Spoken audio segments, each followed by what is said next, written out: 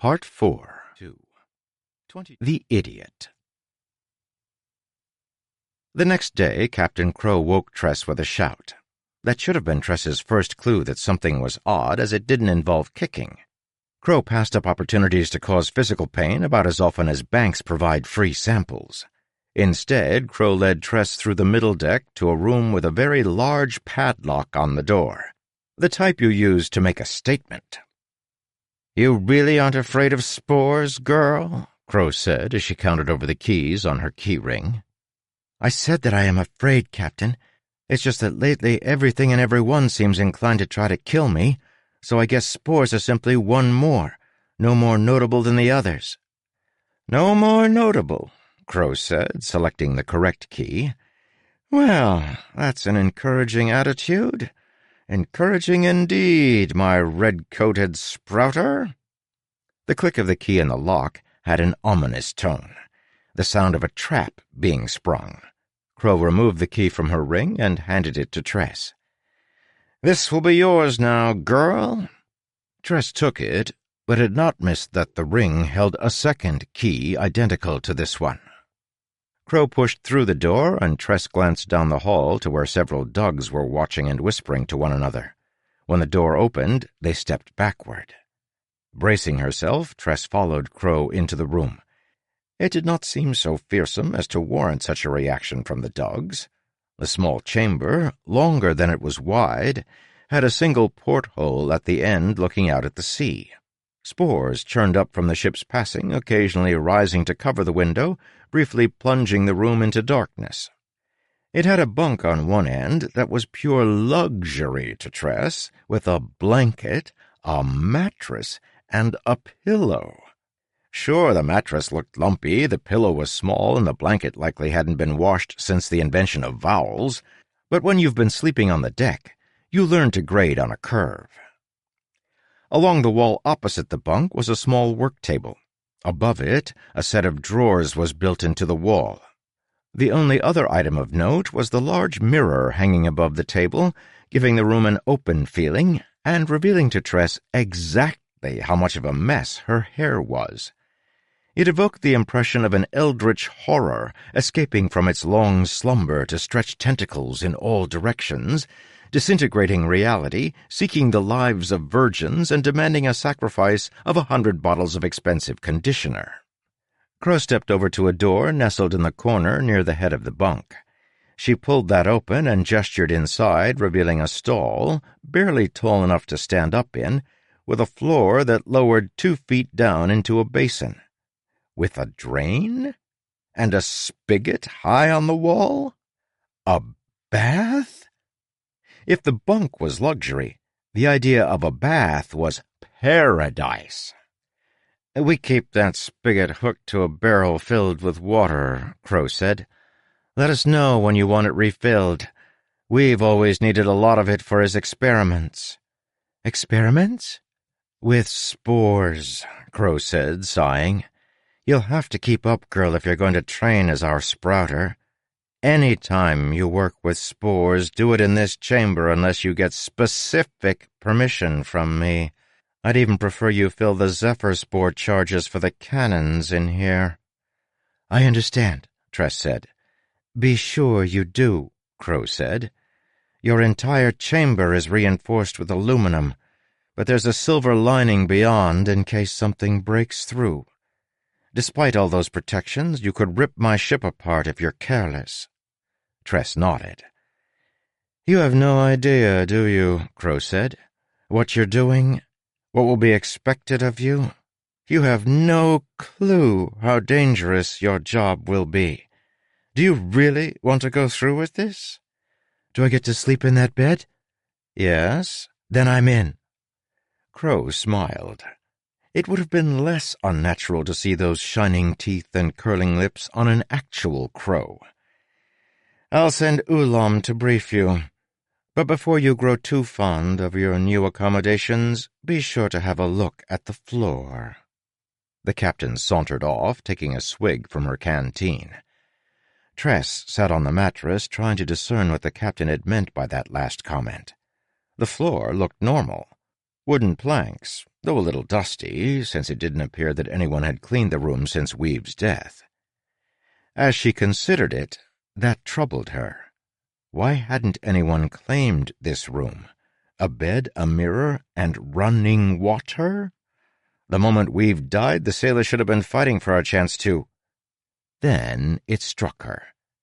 There was no silver in the floor. She would have seen it sooner if she'd been more experienced with ship life.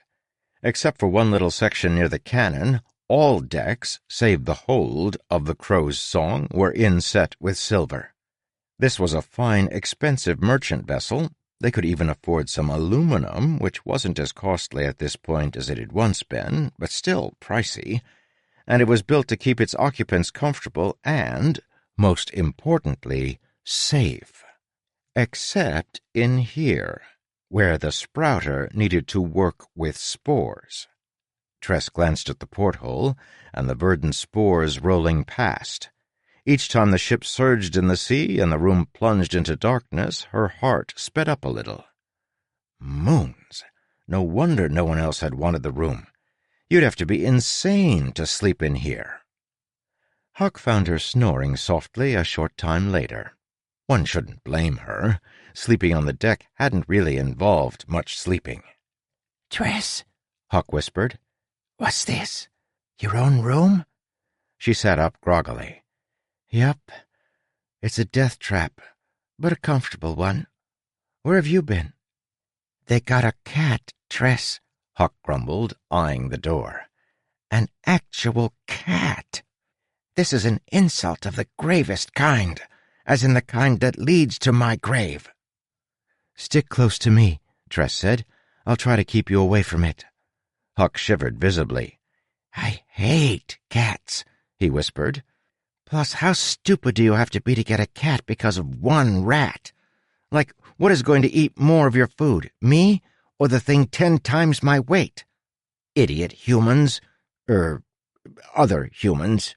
Not named Tress." "I'm my own brand of idiot, Huck," she said, "considering I'm still on this ship." With a sigh, she heaved herself off the bed and went above to fetch her sack of cups.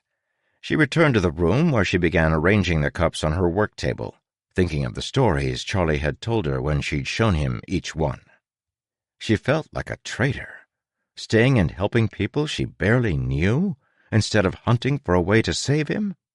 She whispered prayers to the moons as she arranged the cups and promised herself that she would find a way. If she could help this crew and they weren't willing to take her to the Midnight Sea in return, maybe they could still help her in some other way. Like gathering money for the ransom? That made her feel sick. She didn't want to rob people to save Charlie. In that moment, holding the cup with the butterfly, she acknowledged something.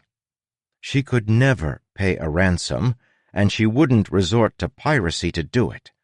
She'd have to find some other way to save Charlie.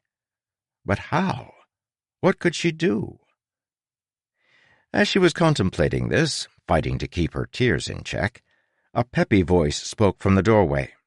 "Need a hand? "You didn't literally bring me a hand, did you, Ulam?" Tress asked. Ulam furtively tucked one arm behind his back. "Would I be so crass, Miss Tress?"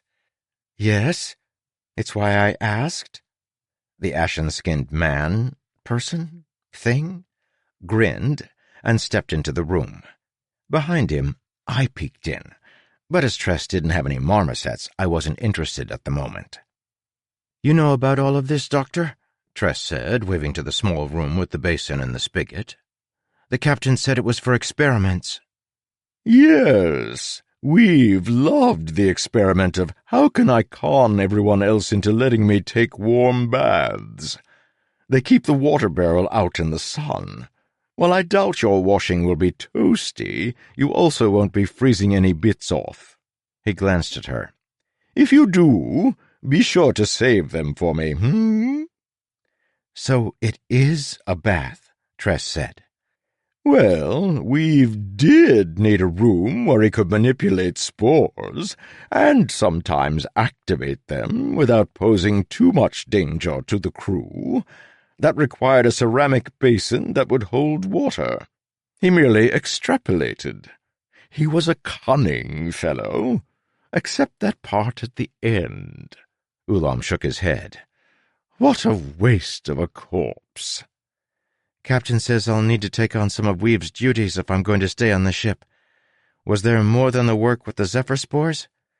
You'll want to practice with rosite for sealing breaches in emergencies, Ulam said, and in growing verdant without breaking anything, as the vines can be emergency food. Yes, they are edible. I suppose anything is, if you're optimistic enough. I'm optimistic, I said, looking in again. I once ate an entire rock. Had to fight off its family first, though. I growled and wandered away. Tress mostly missed what I said, focused as she was on my ailments.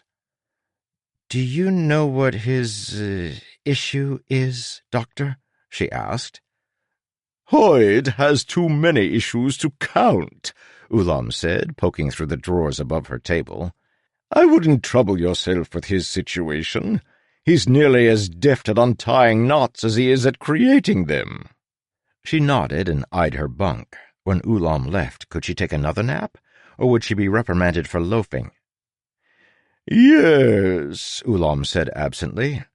Hoyd should have known better than to tangle with the sorceress. In fact, he probably did know better. Frightening how infrequently he lets that influence what he actually decides to do. Tress felt a start that drove away thoughts of sleep. The sorceress? Yes, what did you think happened to him?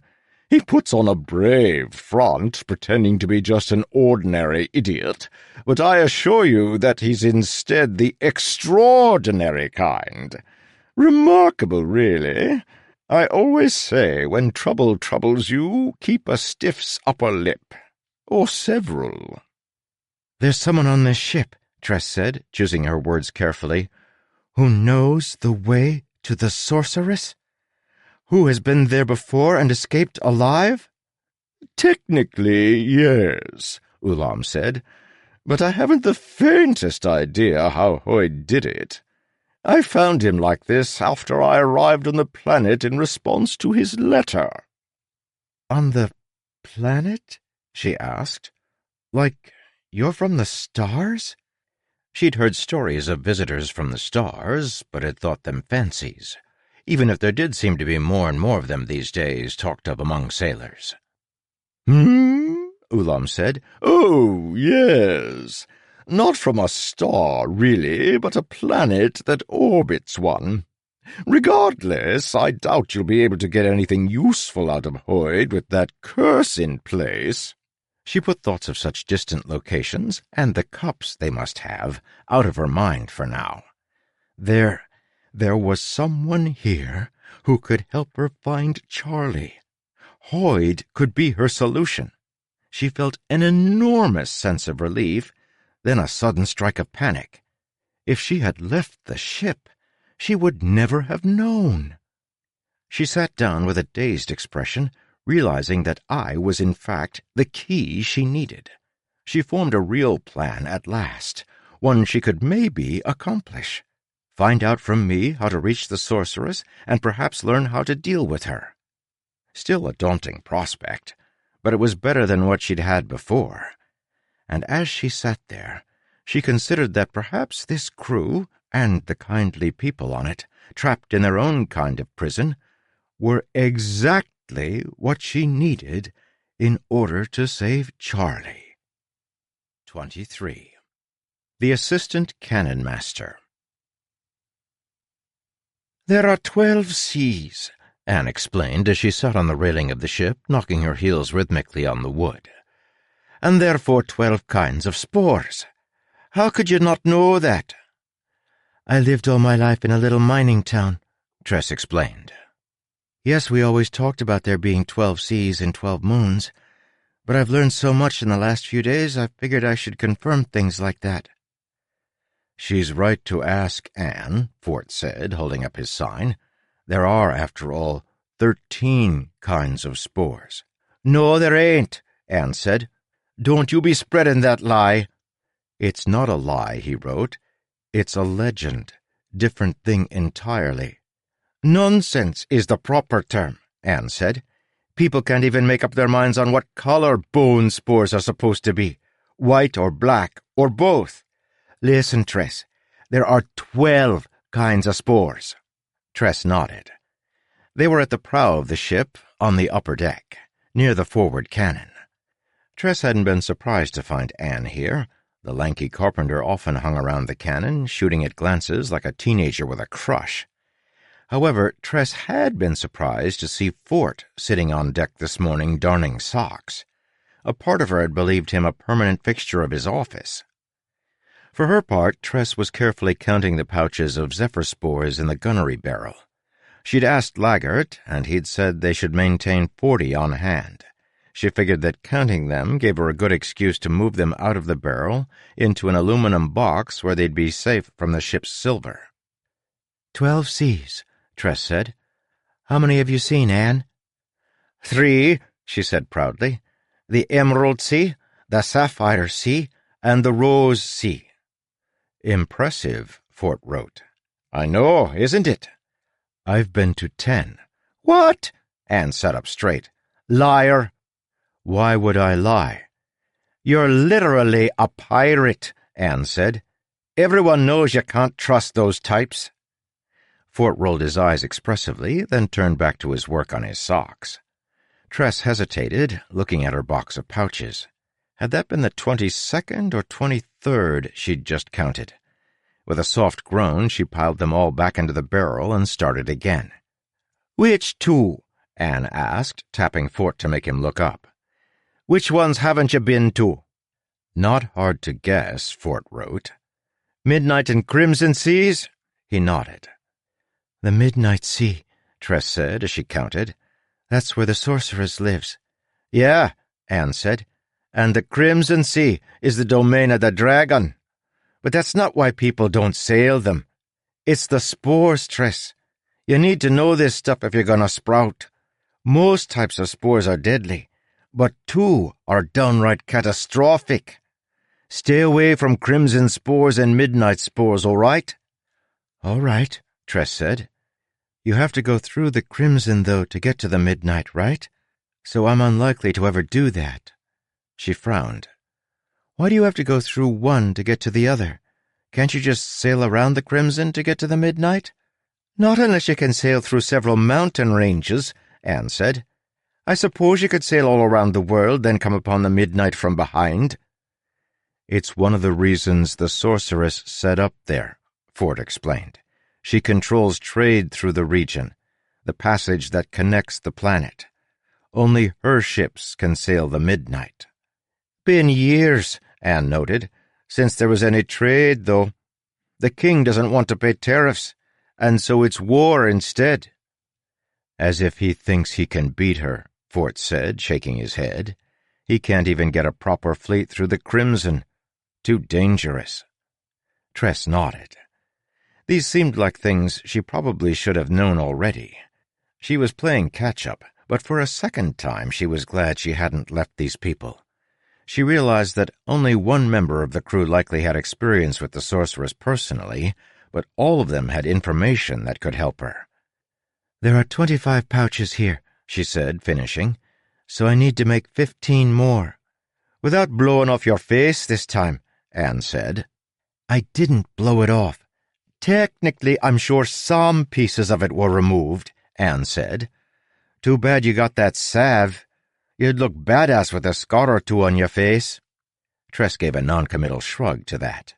Then, as Anne returned to pestering Fort, Tress quietly undid the latch that opened the false bottom of the barrel and counted. 5 hidden cannonballs, each a little larger than her fist. With Huck acting as lookout, she'd retrieved some ordinary ones from the ship's hold. No one guarded them. Who would steal them? But now, trying to keep herself from sweating at the subterfuge, she began slipping them from her sack and swapping them for the ones in the barrel's false bottom. She was certain she'd be noticed at any moment. But people rarely watch you as much as you think. They're too busy worrying whether you are watching them. So Tress was able to, one at a time, replace Laggert's secret cannonballs with ordinary ones. Then she latched the hidden bottom and replaced the 25 Zephyr-Spore pouches. The swap performed, she pointedly dried her hands and did not poke at her mask. Anyone can blow their face off by accident. I mean, who hasn't? But if you do it twice in a row, you look really silly. Tress cinched closed her sack. She still didn't know what she'd do with those sabotaged cannonballs. Hide them in her cabin? Drop them off the boat in secret? "Hey, Tress," Anne said, "when you're making charges, you think you could maybe whip me up a few extra, so I can practice?" "Don't see why not," Tress said, "assuming the captain says it's all right." "Yeah," Anne said, "of course," though there was something in her tone reminiscent of how you might talk about that project you've been planning to finish tomorrow. She wandered off, but only after trailing her fingers along the length of the cannon. Fort had been focused on his work and had therefore missed the conversation. While his condition leads to plenty of difficulties, I will say I've always envied his ability to, by looking away, completely excise from his life most of the stupid things people say. Tress settled down on the deck in front of him, catching his attention. "What's up with Anne and the cannons?" Tress asked. "I thought she was the ship's assistant cannon master." "Suppose she still is," Fort wrote. "Didn't ever officially get removed from the post. She won't be firing guns any time soon, though." Tress's breath caught. "What did she do?" she whispered, leaning in. "Are you whispering?" Fort wrote back. Yes." "That's cute." "Anne, are you going to tell me about her or not?" "What will you trade me for the information?" "Do we have to negotiate every time, Fort?" Tress asked. "Can't we just chat like friends?" "But the negotiation is the fun part," he wrote. "It's what tells me about you, what you're willing to give up, what you value. Come on. Doesn't it excite you to try to find the best deal?" "I don't really know." "What will you tell me to get me to talk about Anne? Information for information. You're distracting me from repairing these socks, you know. I can't sew and watch the board at the same time, so you owe me." "But I don't know anything interesting to trade." "Oh? And why are you here? What possessed a nice girl from a small town to steal an inspector's coat and go out pretending to be a pirate?" She leaned in, speaking softly despite what he'd said before. "My ignorance is that obvious?" "Girl, if you'd been sailing the Spore Sea for longer than a week before we found you, I'll eat my own cooking. So why are you out here?" "I'm looking for someone," she said. "Someone dear to me." "Ah," Fort wrote. "So you're searching the seas, like Soleil, hoping that at each new port you'll at last find the sock that—" He deleted that part. "Sorry, board isn't always good at predicting. You're hoping to find that person you've lost." Tress glanced across the ship toward the helmswoman, who stood as sturdy as the masts, fixed in her place on the quarterdeck, both hands gripping the ship's wheel. As usual, her dark eyes were fixated on the horizon with the kind of intense expression people reserved for only the most important of tasks, like finding the last piece of unopened candy in a bag full of wrappers. She hunted relentlessly for her father.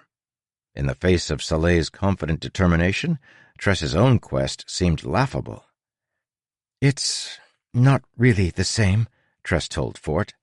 "Soleil has no idea where she'll find her father. I know exactly where Charlie is." Fort nudged her a moment later. "Oh," he'd written. "Just need to save up some money to get to him, then?" "It's worse than that, I'm afraid," she said. "The sorceress has him. Attacked his ship. Took him captive." Fort's shoulders slumped. "Oh," he wrote. "I'm sorry." "Yeah. I barely have any idea what I'm doing, Fort. But I have to reach him." She grimaced. "I said I'll likely never reach the midnight. That was kind of a lie. I'm determined to get there." Somehow. If the sorceress attacked his ship, he's dead. I'm sorry. You should probably move on. He's alive, Tress said. She asked for a ransom from the king to free Charlie. I thought maybe I could make enough money to convince the king to pay it. Tress, Fort wrote, the sorceress doesn't ask for money as ransom. She asks for souls, usually from the royal bloodline. Mere money would never satisfy her. Tress blushed, feeling like an utter lunatic. She'd already realized that she wouldn't be able to pay his way free, but still the depth of her ignorance was disturbing. Like a fish trying very hard to jump out of its tank in order to escape, she'd been trying to solve a problem before stopping to wonder if she even understood her situation. Look, if this Charlie was kept for ransom, he's likely a nobleman, right? Yes, Tress whispered. That lot don't care about people like us, Fort wrote. I'm sorry, but it's the truth. You'd best move on. Maybe, Tress said. Well, you gave me information. Only fair that I give you what you wanted. I can tell you about Anne. I didn't tell you anything important, Fort, Tress said. You don't have to take that in trade. Ah, he wrote, but the information about Anne is barely worth anything. Everyone knows it. You'd have found out soon anyway. You acted like it was some big secret, Tress said. No, I just asked what you wanted to trade. He grinned, poking her in the arm with a knuckle, then continued writing. Don't look indignant. Revealing your emotions makes it easier for people to get a good deal out of you. That one is free. Anne was given the job of assistant cannon master because she asked for it after the last one died, but no one thought to have her fire one of the blasted things first. And? Tress asked. That woman has worse aim than a drunk man riding a three-legged llama, Fort wrote. She once fired a pistol at a target, but managed to nearly hit me, and I was standing next to her. The first time she manned the cannon, her aim was so far off the only thing not in danger was her target. Moons, Tress said. Maybe she just needs more practice. I'll let you teach her then. I'll be safely boarded up in my room, maybe with some armor on. Fort eyed her. Some things aren't meant to be, girl. Sometimes you simply have to accept that. You're talking about me and Charlie. Maybe. Listen, Tress. Even if he's still alive, the sorceress will have cursed him like poor old Hoyt. She uses a lot of different types, but she always puts one on her captives, to keep them pliable. How do you know so much about it? Tress asked. Captain told me, Fort explained, when she had me trade to get Hoyt on our ship. The captain specifically wanted Hoyt on the ship? Tress asked. Why? Don't know. She heard about his curse and his trip to the sorceress. Getting him was a poor deal since his former shipmates were happy to be rid of him. Captain insisted, though.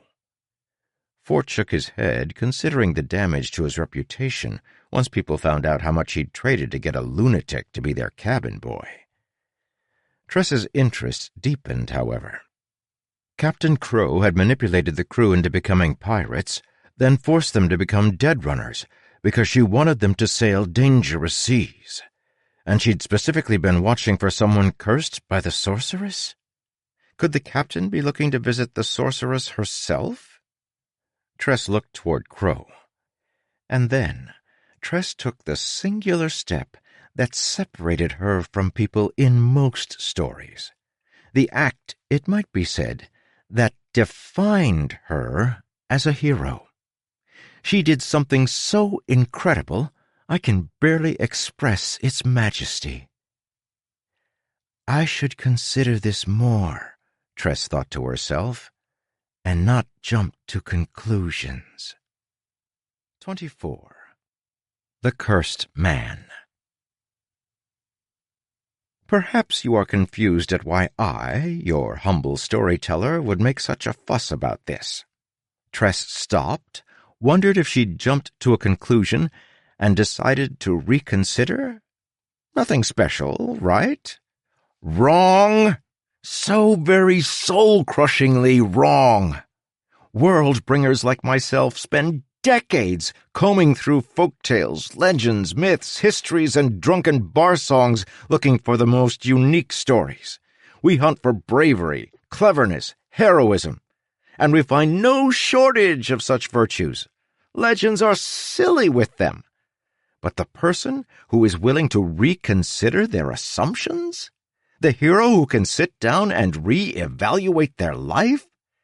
Well, now that is a gemstone that truly glitters, friend. Perhaps you would prefer a story about someone facing a dragon. Well, this isn't that kind of story, which makes it even more remarkable that Tress still does that eventually. But kindly stop getting ahead of me. I can understand why you would want tales of people like Linji, who tried to sail around the world with no AVR.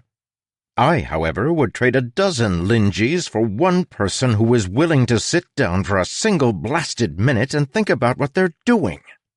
Do you know how many wars could have been prevented if just one person in charge had stopped to think, maybe we should double-check. Perhaps blinking twice isn't an insult in their culture? Do you know how many grand romances would have avoided tragedy if the hero had thought, maybe I should ask her if she likes me first? Do you know how many protracted adventures might have been shortened if the heroine had stopped to wonder, maybe I should look extra carefully to see if the thing I'm searching for has been with me the entire time? I'm drowning in bravery, cleverness, and heroism. Instead, kindly give me a little common sense. At that moment, Tress was downright majestic. I need more information, Tress thought, before I decide that I know what the captain's plan is. I need to find a way to spy on her. Maybe I can use Huck again. She nodded, and in that moment, Tress saved herself a huge amount of trouble. The captain's plan had nothing to do with the sorceress after all, but everything to do with why the crew were so frightened of her. Tress picked up her sack, pretending it wasn't full of cannonballs, which was as hard as it sounded, and carried it to the aft cannon, which was set up on the quarterdeck. She performed a similar swap there, placing the cannonballs she took in a separate bag within her larger one, while counting Zephyr Sport charges. Then she hauled her bag below decks, where she stowed it in her room. From there, she went looking for me. Now, normally, this would also have been a shining example of common sense on her part. Everyone can use a little more wit in their lives, except me. I could stand to lose a pound or two. Unfortunately, I wasn't exactly in the best state of mind during this voyage. She found me playing cards with a group of the Dugs.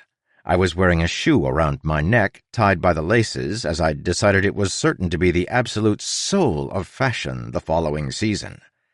I'd forgotten to wear pants, as one does, and my underclothing needed a good washing. Actually, all of me did. I was trying to play a game I'd invented called Kings, where everyone held their cards backwards so you didn't know what you had, but everyone else did. I can imagine several interesting applications of this now, but back then, the only interesting part was how easily the Dugs won my wages off me, followed by my shoe. I still have no idea what I did with the other one. Once the Dugs were finished taking me for what little I was worth, they scrambled off to find some other victim. I sat there, wondering if perhaps I should start wearing a sock around my neck, until Tress settled down beside me. "Would you like to play Kings?" I asked with a grin. "I still have some undershorts I can bet." No thanks," Tress said. "Hoyd, I know you visited the sorceress. Do you, remember anything about it?" "Yup," I said. "Great! What can you tell me?" "Can't," I said, tapping my head. "Words don't work that way, kiddo. She makes them into something else." "I don't understand." Tress said. Neither do I replied. That's the problem. Can't say anything at all about what you might think. It's I shrugged, unable to form the word. Your curse forbids you from talking about your curse? Tress guessed. I winked, mostly because I had something in my eye, but in this case, Tress had guessed correctly. The sorceress was quite specific with each gesh. If you tried to talk about it, you'd stutter or the words would die halfway out of your lips. You couldn't even tell people you were cursed unless they already knew. So, Tress said, if I want you to lead me to the sorceress, I have to find a way to break your curse, without knowing anything about it. Plus, I have to do that without any help from you whatsoever. I took her hands in mine. I looked her in the eyes. I took a deep breath, trembling. I once ate an entire watermelon in one sitting, I told her, and it gave me diarrhea. Tress sighed, pulling her hands free. Right. I guess finding a way to break your curse is slightly less impossible than finding my way to the sorceress on my own. That's something, at least. There was still a part of me, deep down, that knew what was going on. The sorceress was cruel like that. Sure, turning a man into a simpleton is fun, but true torture lies in letting him remain just aware enough to be horrified.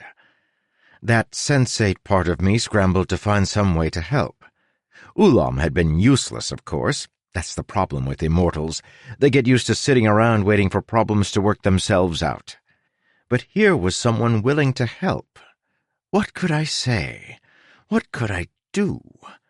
Only a sliver of me was still awake, and it had almost no control. Plus, every time I tried to say anything about my specific predicament, the curse would activate, driving me back and prompting me to do something monstrous, like wear socks with sandals.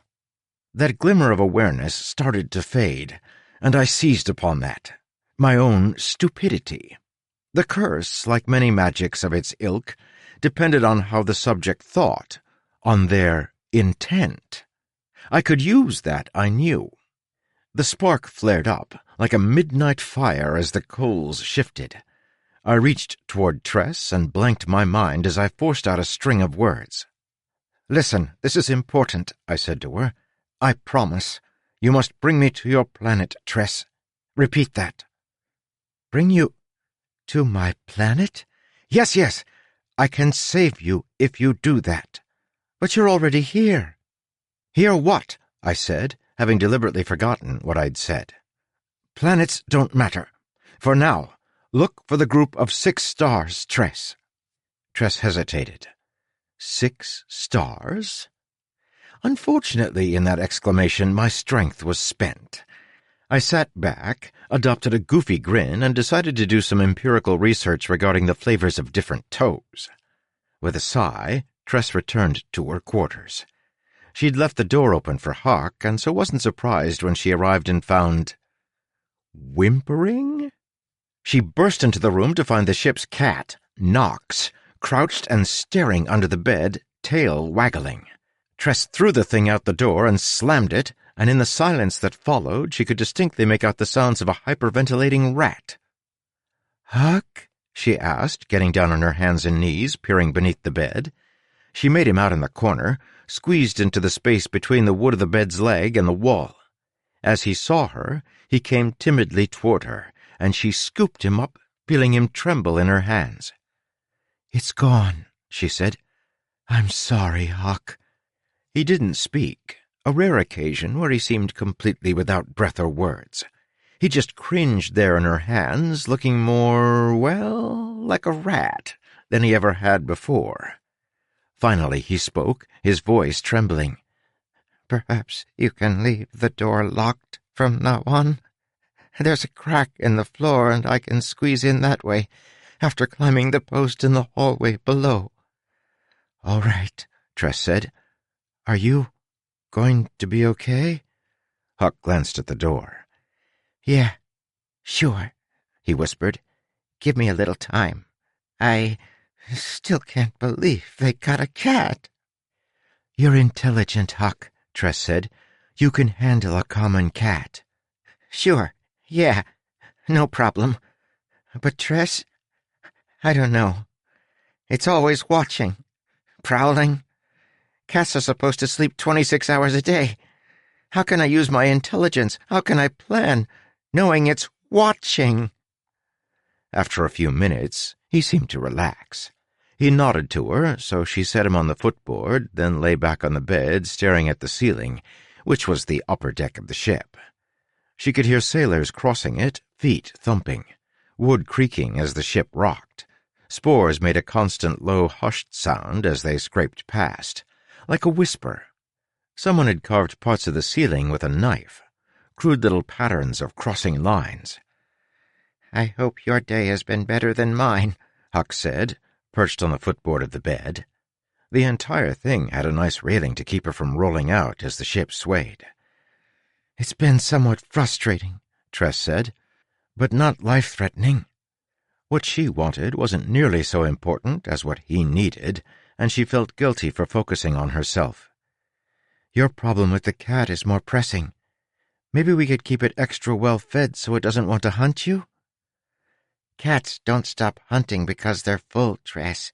They're like people in that regard. Sorry, she said. We don't have cats on the Rock.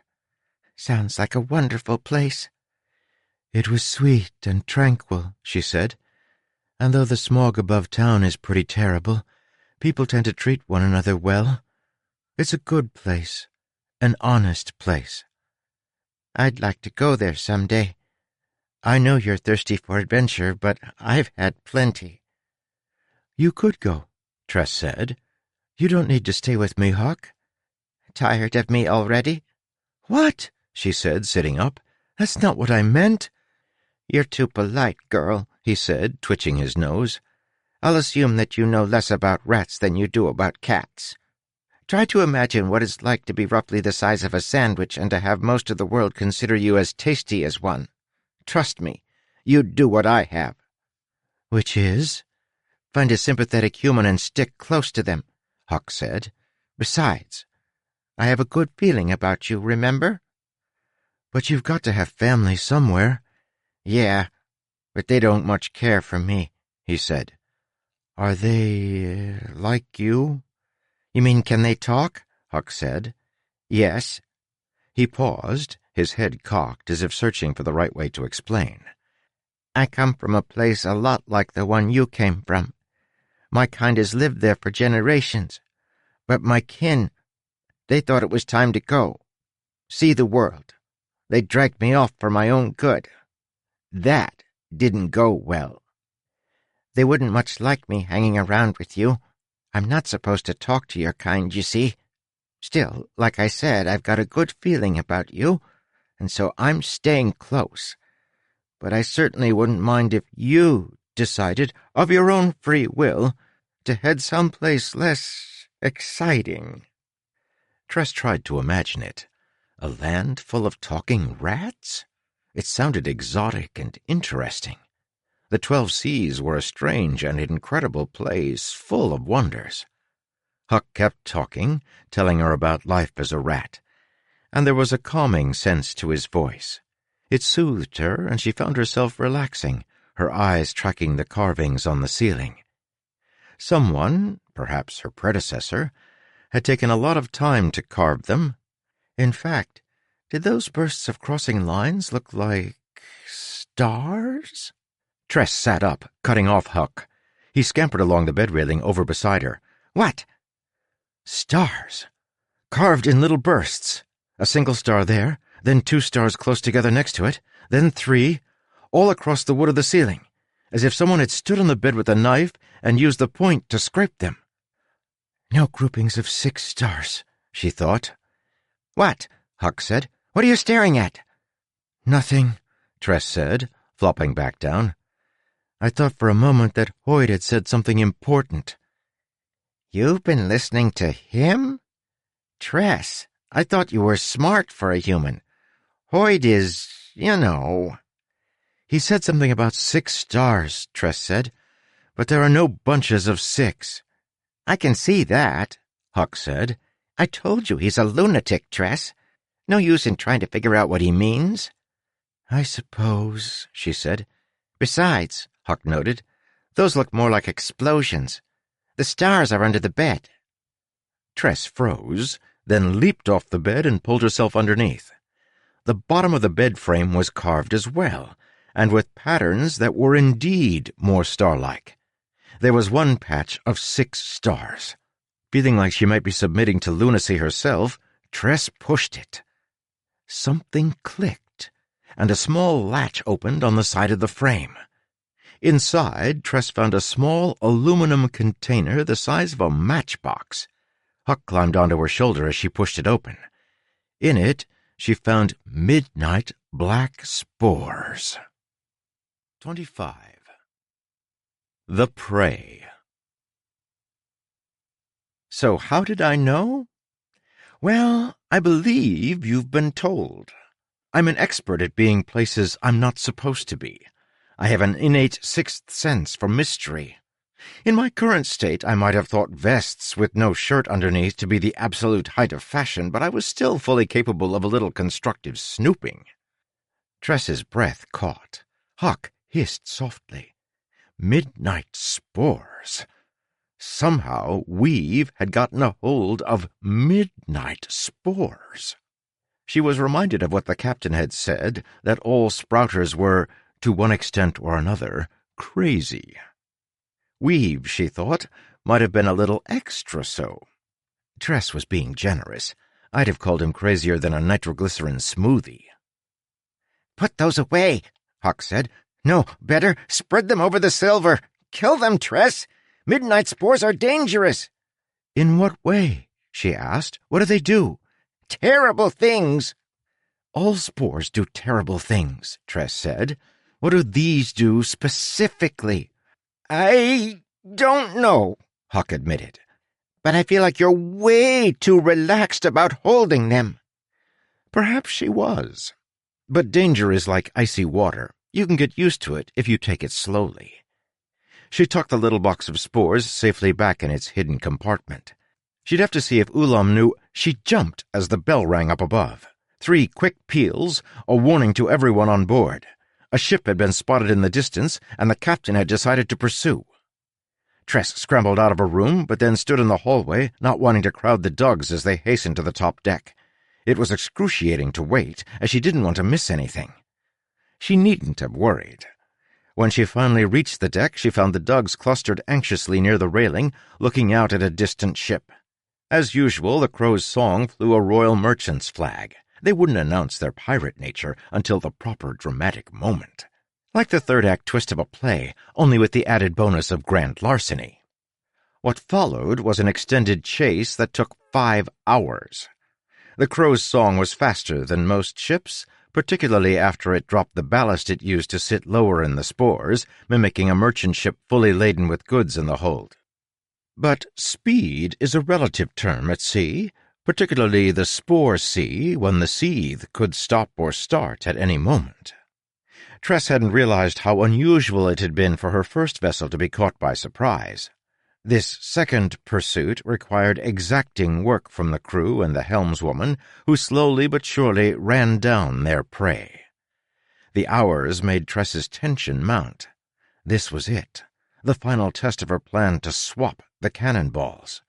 She grew increasingly certain she had failed. Surely someone had discovered what she'd done. Surely she wasn't clever enough to trick seasoned killers like Laggert and the captain. Her heart nearly leaped from her chest when Crow shouted the order. "Forward cannon to bear! All sailors take arms!" The dogs ran for their muskets, though the ship they were chasing was still far away. Tress didn't try to arm herself. Considering how she'd fired a musket precisely 0 times in her life, she figured the best way to keep her digits attached was to continue that perfect record. She did, however, position herself near the prow where she could witness Anne begging Laggert to let her have the first shot. He chewed her out and sent her to stand with the others, where one of the dogs pointedly took the pistol from her hand and put a cutlass in it instead.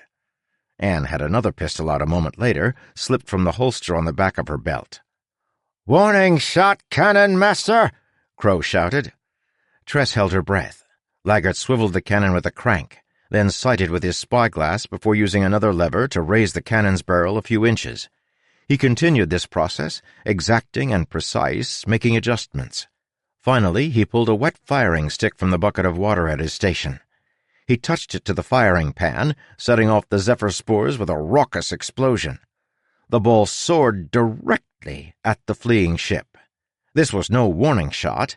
It would be another accidental direct hit, intended to sink, not frighten. Tress heard Anne mutter nearby as she watched the cannonball's trajectory. Tress steeled herself, her panic mounting as she thought of the poor sailors on that ship. Then, with what seemed like only moments to spare, the cannonball exploded. Set to detonate like a mortar, it sprayed water across the side of the prey ship, but left the hull unharmed. The sea's response was, of course, immediate. Enormous tentacles of vines erupted from the spore sea, wrapping around the wet side of the ship, gripping the vessel in a deadly embrace. Even from a distance, Tress was certain she could hear the planks groaning. But the ship's hull did not crack. The precision shot immobilized the ship instead of destroying it. Though the crew cheered, this meant easy plunder. Laggert cursed softly, his face going red, the shade of a forge the moment before you remove the iron and proceed to lay into it with everything you have. Captain Crow marched across the deck to the cannon station. Her glare could have skinned a cat, but out loud she said, "Not exactly what I'd call a warning shot, Cannon Master, but that was a very clean capture." "Thank you, Captain," Laggert said. "I apologize for failing you in your request." He punctuated each syllable as if he were whipping the sounds for coming from his lips. Tress nearly started hyperventilating from the anxiety. Was Laggert looking at her with a more surly than normal expression? Did he know? If he suspected foul play, there was only one rational culprit. The captain seemed like she wanted to order another shot, but then she glanced at the cheering dogs. Even in the twisted lump of smoldering coal that was her heart, Crow understood she needed good morale on her vessel. A quick and easy haul here would accomplish that. "Run up the pirate's flag, Seaman Doug," she said. In response, their prey fired a flare bright in the air.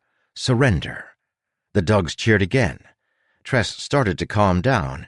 It was working. Unfortunately, as the crow's song drew close to the captive ship, the seethe stilled. The crow's song lurched to a halt, and this instantly dampened everyone's enthusiasm. Tress looked at the dogs, worried. What was the problem? There were interruptions like this every day. "Anne," Tress said, sidling up to her. "What's wrong?" "The ship surrendered," Anne said, her voice tense, "'cause they knew they were beaten. With them held by vines, we could maneuver, and they could not. But now we're both of us stuck. The sea just evened this match, and they gotta be asking if maybe they shouldn't just—" She trailed off as a blue puff of zephyr spores rose from the other ship's aft, followed by a crack, followed by a whistle and a crash as a cannonball hit the crow's song right at the prow, where spores met wood. 26. The Sharpshooter. Dogs shouted and went scrambling. Anne cursed something incredibly vile relating to what comes out of the business end of a seagull. "Damn fine shooting," Laggert muttered. "Hit us first shot? They've got quite the cannon master." Crow shoved aside a few dogs, then calmly raised her weapon. It looked sleeker than the older muskets the dogs carried, and had a different sight. Though the crow's song had shortened the distance to the other ship, Tress was still amazed as the captain trained her musket toward the enemy, closed one eye, and fired. A man on the distant ship, the one holding the water firing stick as his assistants reloaded the cannon, dropped in a spray of blood. "Well," Laggert said, "I guess they had a damn fine cannon master." "Carpenter and Sprouter," the captain said loudly as she lowered her musket and began to reload, dropping a small pouch of zephyr spores down the muzzle. "We've been hit. When the seethe comes again, we'll scoop up half the sea, and everyone on this ship will find out what spores taste like. Perhaps you'd like to do your jobs and prevent that?" "Right, Cap'n," Anne said, raising her pistol.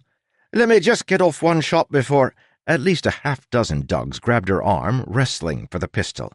The captain ignored them, sighting once again, then dropped the sailor who had been hefting a cannonball to load into the enemy's cannon. It was the best shooting Tress had ever seen. It was the only shooting, granted. Nevertheless, I'll admit Crow was one of the best shots I'd ever seen. And considering that primitive muskets handle like a snake being electrocuted, that is saying something. "To work, Anne," the captain said, calm yet somehow threatening, ice crusting her voice. "Or my next shot won't have to travel to another ship." "Moon shadows," Anne said, stumbling over to Tress. "Those dogs really wanted a chance to use my pistol, eh? Well, let's be on with the captain's order. Stop delaying, Tress." She scrambled below decks, Tress following. "You have your tools?" Anne asked as they reached the middle deck. "What tools?" Tress asked. "Anne, I only became ship's sprouter this morning. I have no idea what I'm doing." Right, Anne said, wiping her brow. Above, a cannon shot sounded from their ship. "We need rose spores. There should be a whole bunch of them in Weave's room." Tress nodded. She led Anne to the room, though the carpenter hesitated at the threshold. Tress continued inside, then pried off the top of a small barrel full of rose spores. "Get some of those," Anne said, "and put them in one of the metal boxes. The kind you can transport spores in? Yeah, that. I saw Weave use some other equipment, too. I don't really know a lot about this kid." Tress finished filling the metal box with spores. Then she pulled open the closet, revealing an array of metal tools hanging from pegs on the inside of the door. She didn't see anything like the box the sprouter had used on the other ship. Weave, it should be noted, was a purist. He preferred the classical tools of the trade, not the modern ones. "Any of these look right?" Tress asked. "Oh," Anne said, "that one with the flat side, like a plate, and that trowel. Grab those." The second tool did indeed look like a small shovel, but the first one looked less like a plate to Tress and more like a shield. A little round shield, flat on the front with a handle on the back to hold it. The tools had clips on them for hanging from a belt, but there wasn't time for that. Tress gathered them up along with the spores in an eyedropper bottle of water, then stumbled out to meet Anne, who backed away, hands up. "Right-o," Anne said. "Normally, I'd let the sprouter handle the initial patch while I gathered lumber, but I think maybe you could use a little help, eh?" "Thanks," Tress said, letting Anne lead the way down to the hold. Bright sunlight bathed the normally dim confines, shining in through a hole near the ceiling. The hold was taller than the other decks, putting the hole some 9 feet up in the air. "I'll get a ladder," Anne said. "So what you need to do is grow some spores in that hole. It don't have to be pretty. I'll do the pretty part with wood over the next few days. We just need that hole filled. Roseite is good at resisting silver and can last quite a while once in place. So it makes a great plug, assuming you don't kill yourself first." "Any advice on avoiding that last part?" Tress asked, her voice growing more shrill. "Wish I did, kid. Those are the right 2 tools, but I stayed real far away whenever Weave broke out the spores. That guy was nuttier than squirrel droppings. No offense." Anne set up the ladder, then backed away. She didn't offer any further help, but Tress was thankful nonetheless. She climbed to the top of the ladder and looked out at the ocean of spores. At the moment they were calm, flat, stable. But the instant the seethe started, the ship would move forward, and the verdant spores would come flooding through the gap. Even if the hold had a silver lining, the ship would quickly take on too much weight and stop floating. Tress didn't hear any more shots from above. She pretended that was a good sign as she set her equipment on a nearby shelf for sacks. Last of all, she opened the aluminum box of spores. They looked like grains of pink salt. Trembling, she tipped the box until a few of them dribbled out onto the edge of the broken wood. Unfortunately, by the time she had the dropper open and the water ready to squirt, the spores had turned a dark gray. dead from the silver in the deck just above. Feeling stupid, she closed the box, but not before a number of those inside had died also. She took a few deep breaths. Then, forcing herself to keep trying, she put some water on the wood first, then opened the box. Leaning back and shielding her face, she sprinkled a few spores onto the water. It was a commendable execution of a terrible plan. The rose spores burst into thick roseite crystals like big chunks of quartz. While they weren't sharp, some broke up into the ceiling and another shot diagonally past Tress's head, nearly smashing her in the face. It didn't plug the hole. The crystals left far too much space between them, and their weight caused them to rip off the wood and tumble down, half out into the sea, half down to the bottom of the hold. Tress gasped belatedly. "Tress," Anne said, "be careful." Moon shadows. What was she doing? The entire ship was depending on her, but she knew as much about this as she did about weaponized vexillology. Watch out for the solid-colored flags. They'll get you. "You saw that sprouter on the Oots' dream," she reminded herself. "He sealed the hole. The tools were different, but you know what the patch is supposed to look like." As she fumbled with the tools, she noticed something. The roseite was still growing. When the large crystals had broken free, they'd left small bits attached to the hull, and those, touching water, were expanding slowly, like a creeping mold. Did the same thing happen with verdant spores? Did the vines keep growing if you added more water? She didn't know. But she added some water to the growing roseite spores, and yes, although the growth was slow, they did continue to expand. Far too slowly to fill the hole, she thought. Still, like the proverbial politician in a dumpster, it was a good start. She took the tool that resembled a shield and pressed it to the roseite. The crystals responded immediately, pulling toward the metal, which, from the slate-gray color, seemed to be simple iron. The other tool, the trowel, made the crystals grow away from it. It was of polished, silvery metal. Steel, for those who compulsively track these things. Right. So each tool influenced the growth of the spores. That made sense. Perhaps a low, rumbling noise came from outside the hull. A reverberating horror. The sound of spores churning. The seethe was beginning again. "Tress!" Anne shouted. No time for contemplation. If those spores flooded in, Tress would be the first to go. She took the shield tool in her left hand and pressed it to the hole. With her other hand, she grabbed a tiny pinch of 2 or 3 spores, no time to worry if her hands were dry enough, and dropped them in the water on the rim of the broken wood. They exploded, but were pulled to the shield, and it prevented them from going in unexpected directions. The force of it did nearly shove her off the ladder. Anne cried out and grabbed the base of it to steady her, which helped. As roseite crystals began to grow around the edges of the shield, Tress grabbed the trowel and pushed them away. She was able to angle them to grow toward the sides of the hull, like using mortar that grew as she directed. Wind in the sails made the ship rock backward, lifting the prow. Tress barely got the crystals to seal the final edge of the hull as the ship crashed forward. Her plug shook and cracked. There had been water on the other edge, but the vines that grew because of it didn't break through, and there wasn't enough water for them to grow big enough to trap the ship. The moment stretched, pulled taut with anxiety, trembling and holding its breath. The patch held. "Oh, moons," Anne said. "You actually did it. Can you maybe put another layer on, or—" "Let's not tempt fate," Tress said, trying to pull her shield tool free. It was overgrown with the roseite and affixed in place. "I'll probably need a silver knife to cut this off. Maybe we should try that when we're docked someplace safe." "Yeah, all right," Anne said, holding the ladder as Tress climbed down. "I'm just glad you were here. Until you took the job, it would have been my duty to patch that. I would have used wood, and that pause in the seethe were short enough that I wouldn't have had nearly enough time." Another crack sounded above. Gunfire. "This isn't over yet," Anne said. "Merciful moons, I hope that patch holds. Come on." 27. The Spore Eater. Tress made a brief stop in her room to stow the box of spores and her remaining tool, reassuring Huck, who was hiding under the bed again, then hurried up the steps.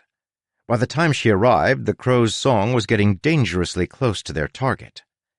3 bodies lay bleeding on the deck of the merchant ship. The rest of the crew held up their arms, no visible weapons drawn. It looked like Laggert had tried another cannon shot, because another burst of vines covered the ship's aft section, many of them overgrowing the enemy cannon. Another of Tress's swapped cannonballs had exploded instead of sinking the ship, but it might not be enough.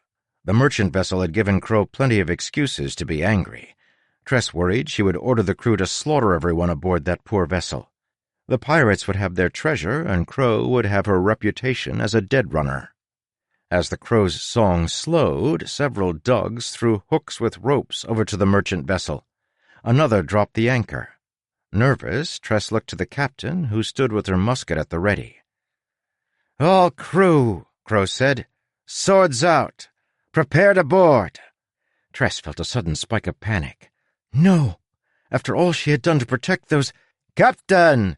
a voice called, sharp, commanding. Everyone turned toward the quarterdeck where Saleh stood, one hand on the ship's wheel. She locked it in place now that the ship was anchored, then walked to the steps. "By tradition," Saleh called, "the duty to engage the captain of a captured ship falls to me, does it not?" The Dugs kept their weapons trained on the merchant vessel, but none spoke. They knew someone was very likely to be shot in the next few minutes, and didn't want to seem like they were volunteering. Crow turned to face Saleh straight on, musket held in a loose grip. The helmswoman did not back down, and Tress found herself praying to the moons. "We have subdued them," Saleh said loudly. "They have surrendered. We became pirates for their freedom. Nothing more." She stood firm, and her posture made her intent clear. She would not stand by and let the merchant crew be slaughtered. If Crow wanted a massacre today, she'd have to start by killing Saleh. Crow could do it. She'd done it to Weeb. But how many crew members could Crow lose and still have a functioning ship? "As you say," Crow finally announced. "Let them know I do not appreciate the bilging my ship received after they sent up the flare of surrender. That sort of indiscretion costs lives." "They'll pay more than the normal bounty," Saleh said. "I'll make sure of it, Captain." Tress let out a held breath.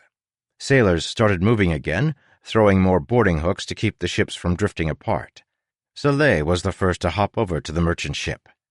Tress sat down on the steps to the quarterdeck, worn out, now feeling like the wash rag you find at the very bottom of the bin, the one that had been wadded up, then pressed flat for weeks by the pile.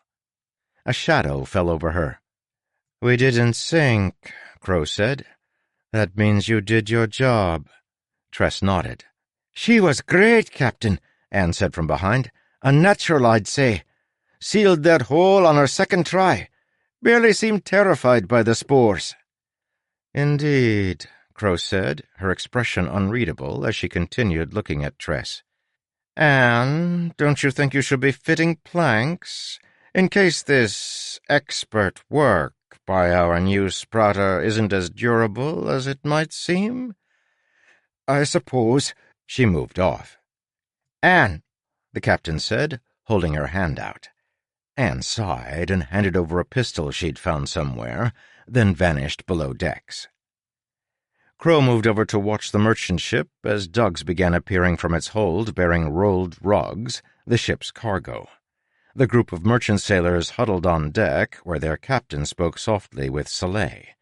He had a squeezed face with too much forehead and chin, like you were seeing it reflected in a spoon. Everyone had calmed down, save one man, a sailor who knelt on the deck apart from the others. Something about his posture bothered Tress, so she climbed the steps to get a better look through the overgrown vines. Yes, the man was cradling the corpse of one of the people Crow had shot. A friend? Family member? The weeping man looked up. Reckless. Dangerous. Tress opened her mouth to call out a warning, but the man lurched to his feet and pulled a pistol from his belt. With a quivering hand, he pointed it across the gap between ships toward Crow. Again, everyone froze. Everyone but Captain Crow herself. She stared down that barrel with indifference. "Smock!" the merchant captain yelled. "Don't be a lunatic, man. You'll get us all killed." The man, Smock, stood up, stained with his friend's blood, but didn't lower the gun. He also didn't pull the trigger. Captain Crow raised the pistol she'd taken off Anne and pointed it at the man. Then Crow turned the pistol around and shot herself in the head. Immediately, vines erupted from Crow's skin. They split her cheek and wormed out around her eyes, writhing and twisting. One caught the bullet. The skin of her face and hand rippled as if she had serpents for muscles. The vines wriggled, then withdrew, slithering back into her body. A drop of blood leaked from the corner of Crow's eye, and a bit more seeped from a rip in her cheek, but otherwise her face appeared untouched. She lowered the pistol, then took a long pull on her canteen. Finally she waved Smock forward, as if demanding he try shooting her too. Several of his crew members tackled him, and the shot went off into the air. "I expect my ship to sail in under an hour," Crow said loudly, "laden with more riches than she should rightly carry." Her eyes lingered on the other ship's captain, who still stood near Soleil. "If it is not done, I shall visit your fine vessel and teach each and every one of you what it means to cross, Captain Crow. If you doubt my sincerity, ask the crew of the Oot's Dream how much they're enjoying life at the bottom of the verdant sea." The captain disappeared into her cabin. Tress slumped on the steps again, trembling, burdened by the terrible sight of those vines bursting from Crow's body. What was she? 28. The Extra Good Listener. "The captain is a gestator for the verdant aether," Dr. Ulam said, holding up a narrow bottle containing something uncomfortably reminiscent of a kidney floating in solution. "She just ate what?" Tress asked, sitting in his exam room. "Not just ate. Gestate. It means to incubate. Crow is host to an aggressive strain of the verdant parasite. Your lore calls people like her spore-eaters, though I find that an imprecise term. Tell me, where do spores come from?" "The moons," Tress said.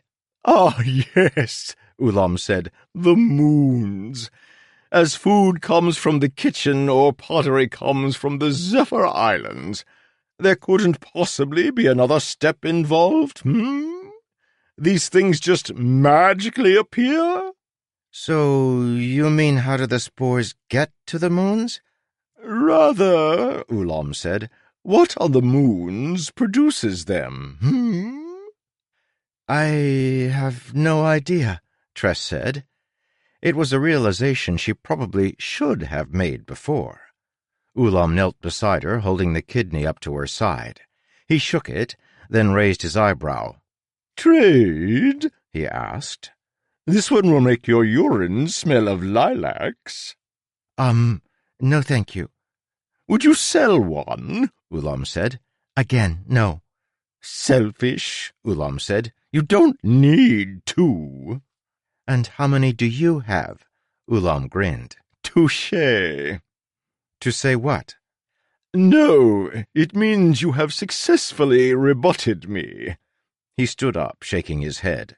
"Regardless, your moons are home to a group of voracious entities known as aethers. Though the true aethers on other worlds have a symbiosis with people, the ones on your moons have become insatiable, aggressive, and fecund." "I'm not allowed to say that word," Tress said. "No, it means Actually, that word means something very close to what you think it means, but it's a more polite way of saying it. Anyway, the aethers up above are rampantly self-propagating, and each is connected to a primal element. Vegetation, atmosphere, silicate. This alone is dangerous, but your varieties are also highly unstable.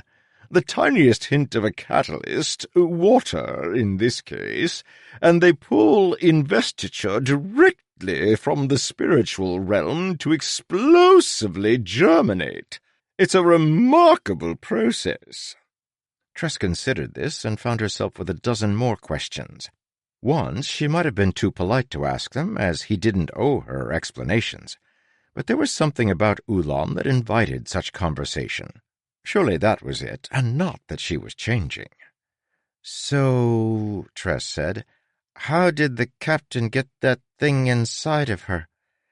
"I've been unable to find a satisfying answer," Ulam said, pulling out a rack full of bottled kidneys, then putting away the one he'd been holding.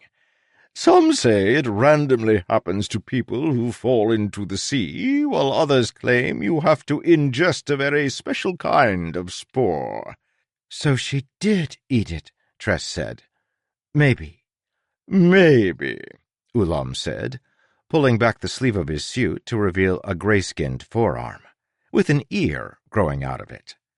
"You have an ear on your arm," Tress said. Oh, yes. "But why?" "Because when I put it on my inner thigh," Ulam said, "I kept hearing my clothing brush across it in a most distracting way." "Isn't your head a better location?" "I already have two there," Ulam said. "Did you not notice them? Irregardless, your captain's affliction is a dire one. She is connected directly to the prime verdant aether growing on the moon. It needs water to survive, and the moon has none, so it somehow infects people on the planet. The vines inside Captain Crow are exceptionally thirsty, and they constantly drain her of liquid. Somehow they use that liquid, along with that from other spore-eater hosts around the world, to feed the enormous overgrown aether on the moon. I've been unable to discover the mechanism." "The vines keep her alive, though," Tress said. "They saved her from that bullet." "Yes," Ulam said. "The aether protects itself by protecting her, but it's rabid, insatiable. Incapable of rational thought, it is sucking her dry. The affliction is progressive, taking more and more from its host. I'm told it is exceptionally painful, and it is always fatal." "Merciful moons," Tress whispered. "That almost makes me feel sorry for her." "Yes, well, most terrible mass murderers like Crow do tend to be well acquainted with tragedy. It makes you wonder who the true monster is, the killer or the society that created them." Tress nodded. "That was a trick question," Ulam said. "The true monster is the one in that drawer next to you. I gave it 7 different faces." Tress glanced at the drawer on the small end table beside her seat. It rattled. She pretended not to notice. "At least now I know why the crew is afraid of her," Tress said. "They don't dare mutiny because that thing inside her will protect her from them." "Indeed," Ulam said. "I have little doubt the captain could kill each and every person on this ship without suffering any ill effects. Other than, no longer having a crew. Temporary immortality does not make one able to trim the sails all by oneself, as the old adage goes." "That's an old adage?" "Odd," Ulam said. "I meant odd. I think the tongue I've been using is wearing out. It used to be able to roll marvelously. Did you know that ability is genetic? 1 in 4 tongues can't manage it." He looked closely at her mouth. Tress pointedly did not attempt to roll her tongue. Instead, she tried to figure out Captain Crow's goals. The woman wanted to push the crew, make them desperate, to sail dangerous waters because she was dying, and wanted to get in as much living as she could before she went. "How long," Tress said, "do you suppose Crow has left?" "Hard to say," Ulam said. "I hear the malady usually plays out in under a year, but I gather she's had it longer than that. She is lasting remarkably long, but at this point I doubt she has months left. Weeks, maybe days. I've noticed she needs to drink nearly constantly to prevent herself from dehydrating and withering away." It was another piece of the puzzle. Unfortunately, Tress had no idea how many pieces she needed, or what that puzzle would look like when assembled. "Was there anything else you wanted?" Ulam asked. "I have acquired an 8th face, you see, and I think there might be space to graft it on the underside of the thorax." "What do midnight spores do?" Tress asked. Ulam frowned. He quietly rolled down his sleeve, then stepped closer to Tress, leaning over and studying her with one eye. "Hoyd!" he called. The cabin boy wandered in. Tress hadn't realized I'd been outside.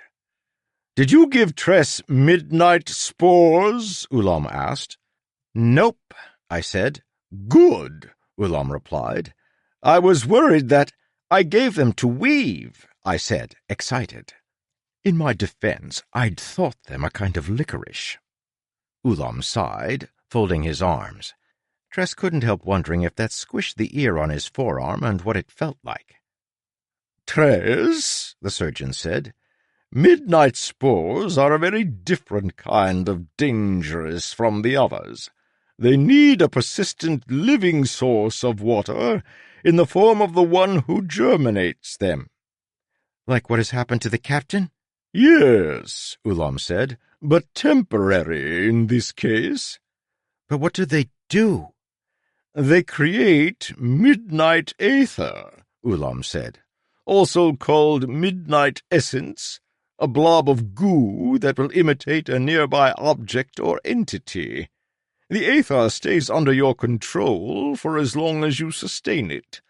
It is more practical than many of the other spore creations, but also more nefarious. If you practice with it—" He paused, eyeing her. "When you practice with it, have a great deal of water nearby to drink, along with a silver knife. Most sprouters use midnight aether for spying, but be careful of creating a blob larger than about the size of your fist. So 4 or 5 grains maximum. If your creation is too large, it is more likely to escape your control." "I barely understood half of what you said, Ulam," she said. "Half? Why, I knew you were smart. Your brain—" "Is not for sale," Tress said. "Oh," I said, "you can have mine. It keeps trying to tell me that dirty socks aren't an acceptable strainer for pasta, and if that's true, I do not want to think about it." Ulam grinned, then plucked a little notebook from the inside pocket of his suit coat and began writing. "I'm recording the most embarrassing ones," he said at Tress's confused glance, "to share with him once he's better. I suspect I can milk this for decades." He did. "Hoyd," Tress said, "I need to find out how to get to the sorceress. You were there with her. Can you guide me or tell me how to cross the Midnight Sea?" "He's not going to be of any help as long as he's under that curse, Tress," Ulam said.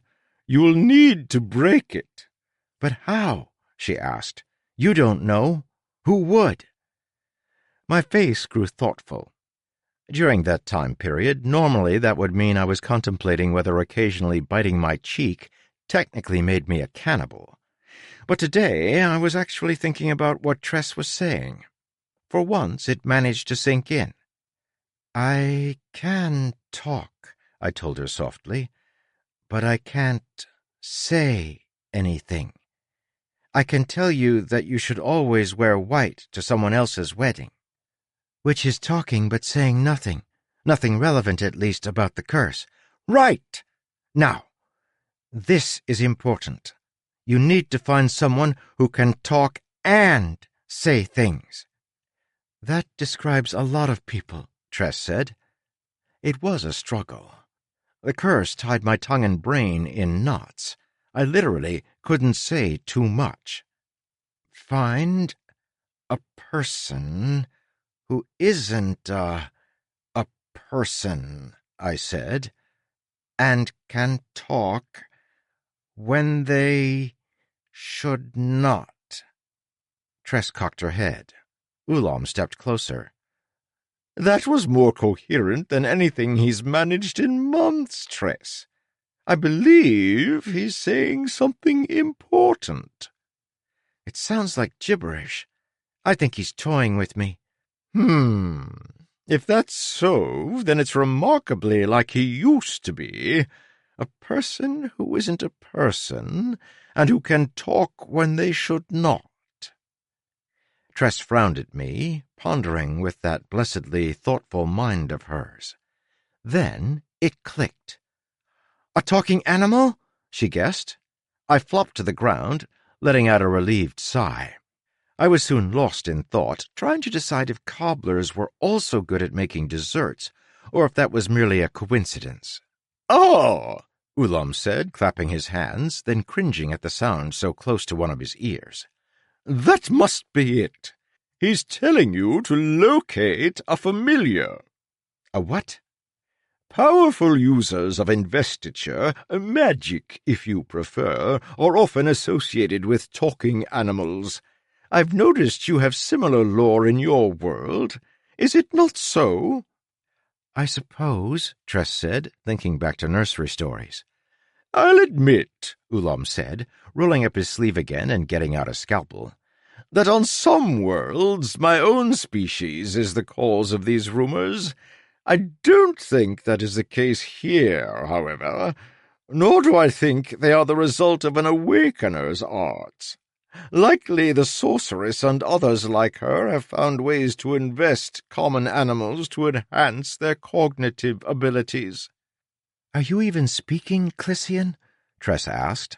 Technically, yes, though I'm using connection to translate my thoughts, which are in a language you've never heard of. Regardless, Hoyd seems to think you'll be able to find a familiar, a talking animal, if you will. Such an animal would very likely be connected to the sorceress in some way. Familiars are usually small creatures used in spying. Birds, the occasional feline. Or a rat, Tress said softly. Indeed. Ulam proceeded to cut the ear off his forearm. Tress was out the door before he could offer it to her. 29. The Familiar. She found Huck in her cabin, sitting on the bed, alternating between chewing on a stale crust of bread and reading one of Weeb's books, a notebook detailing the use of verdant spores. She'd left it on the bed, and it looked like Huck had nibbled on the corner of the book between bites of crust, though whether that was intentional or due to some ratty instinct, she could not guess. "You've been lying to me," Tress said, shutting the door. Huck crouched down, his eyes darting from side to side, seeking the best place to hide. "Why didn't you tell me you were a familiar?" Tress demanded. Huck said. "Were you a companion to the sorceress? Do you know about her? About how to reach her island? Have you been hiding that all this time?" "Huh." Huck sat up on his haunches, nose twitching. Yes, I am a familiar, which is why I can talk. How did you find out?" "Hoyd," Tress said, gesturing in the direction of the ship's surgery. "It was difficult for him to speak through the curse, but he gave me enough clues to put it together." "Huck, why didn't you tell me?"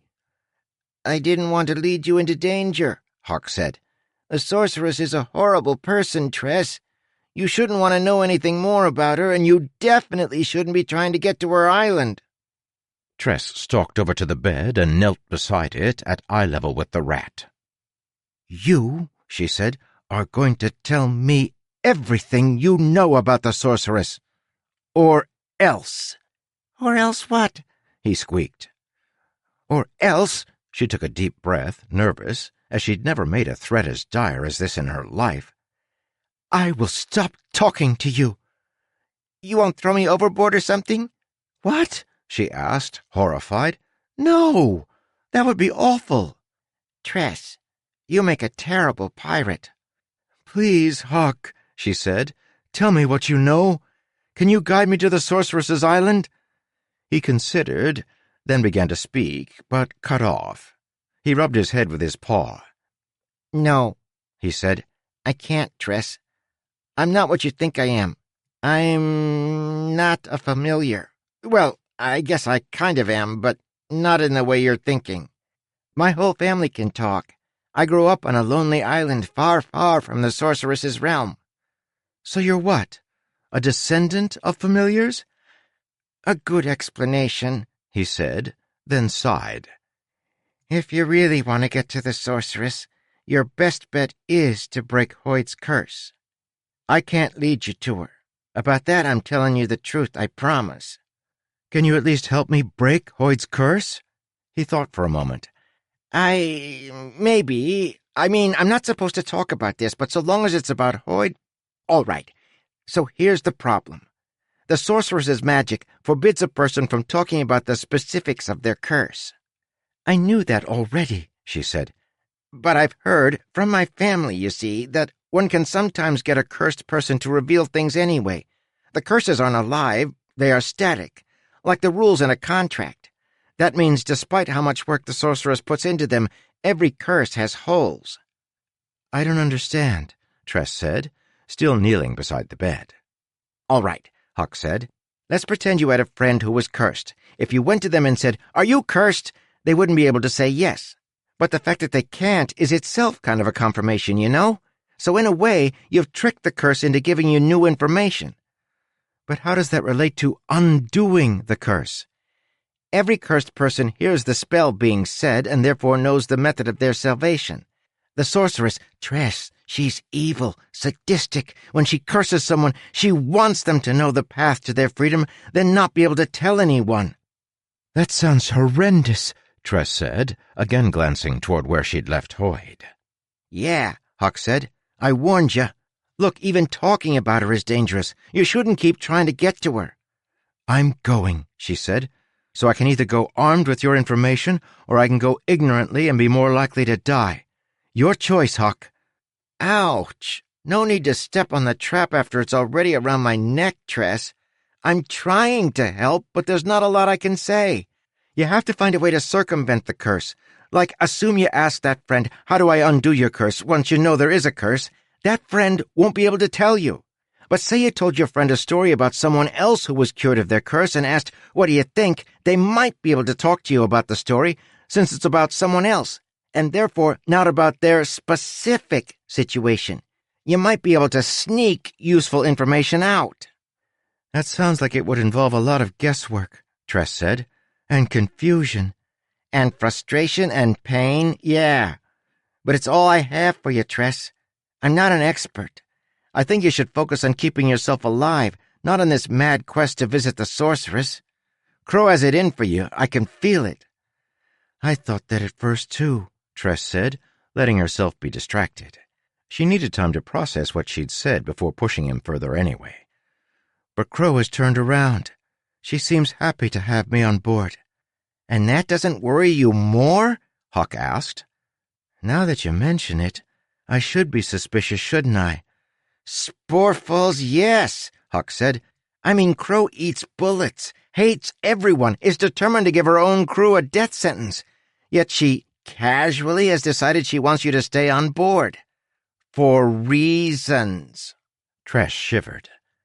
We might need you to spy on her again. Huck wrung his paws a little, then started nibbling on the book again. Stop that! Sorry, he said as she snatched it away. Chewing makes me feel better. I will spy on her if you want, Tress, but, I don't think I'm very good at it. Last time I'm sure they spotted me. That porthole has been kept tightly closed ever since. Plus, there's the cat. Tress tapped her finger on the book. The captain was wily, and even Hoyd, an obvious idiot, ouch, had figured out Huck was a familiar. A girl spending time with a rat that seemed too well trained? Crow probably had her suspicions as well.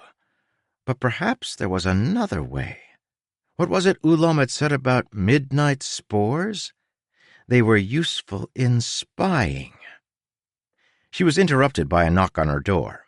Tress glanced at Huck, who, with an abundance of caution, grabbed his bread crust in his mouth and hid under the bed. When Tress answered the door, she found Soleil standing outside. "Tress," the helmswoman said, "we need to talk about who you really are." 30. The King's Mask. Soleil wanted to know who she really was. Unfortunately, that was a topic of some confusion to Tress herself. In her youth, she'd thought she understood who she was. Now she was sailing with pirates and learning to use spores. She found herself demanding answers of Oolong and not caring if it was polite. She wasn't even certain she was Tress anymore, or if she'd become someone else. You could say, in other words, that her state at the moment was distress. "Well?" Soleil asked. Tress didn't have a lot of experience with lying, but paradoxically, the ones who are most successful at it are those who don't do it very often. So when Tress remained quiet but stepped back and gestured for Soleil to come in, it was exactly the right thing to do. Soleil hesitated. Despite her no-nonsense attitude, she was nervous about entering a sprouter's room. You got used to the idea of silver being around. It let you ignore to some extent the spores, like how you can usually ignore your nose always being in view, or like how people ignore the existential horror that comes from knowing their body is slowly deteriorating every day, time itself marching them toward oblivion to the cadence of their beating hearts. However, although Soleil might have been short of both stature and temper, she wasn't short on grit. She stepped into the room and shut the door, heroically enduring the chill that ran up her spine and the goosebumps that rose on her arms. "Would you like some tea?" Tress said, getting out 2 cups. A charming matched pair of a light pale porcelain with silver on the rims. "It's delightfully lukewarm." No," Soleil said. "Look, I know you aren't who you're pretending to be." "I'm just a girl trying not to get tossed overboard." "Yeah, no," Soleil said, folding her arms. "I'm not buying the act any longer, Tress." This made Tress a little annoyed. "What do you want me to say?" Tress asked in a rare bout of pique. "I've already admitted that I stole this coat. Other than that, I'm an insignificant girl from an insignificant island. There's nothing remarkable about me." "Oh, an unremarkable girl who just happens to be unafraid of spores, who just happens to be made our sprouter after only a couple of days on the crew?" "I'm terrified of spores," Tress said, for once not caring if she was being discourteous. "I needed a job on the ship, and this was the only one available." Soleil leaned forward, studying Tress. "Mona Vales, you're so good at this. I don't see a hint of a tell that you're lying." "Because I'm not lying. Look, if you don't believe me, then what do you think I am?" "A royal inspector," Soleil said, "in disguise." "This," Tress said, gesturing to her inspector's coat, "is a disguise?" "It's a clever plan, I'll admit," Soleil said. "You knew we'd instantly suspect a newcomer. But of course, an inspector would be the last person to wear one of those. Except when they're being an inspector. So you knew by wearing it, we'd naturally assume you weren't one." "That is," Tress said, "an interesting thought process." "Yes," Soleil said. "I'll admit I wouldn't have pieced it together if I hadn't discovered that Crow gave you a chance to flee the ship and you didn't take it." "Oh." "About that," Tress said, "I simply didn't want to abandon you all. Look, I'm not lying. I'm not an inspector." Soleil narrowed her eyes. "Yeah? And what about what you did to the cannonballs?" Tress froze. "Aha!" Soleil said. "You didn't expect me to know about that, did you? I watched Laggart's reaction when that ship didn't sink today. He wanted to kill those people, though I haven't figured out why. I do know you're the only one who had access to his munitions to sabotage his attempt." Moon of mercy, Tress thought. If she figured it out, maybe Laggart and Captain Crow have as well. She should have known she couldn't fool such an experienced crew.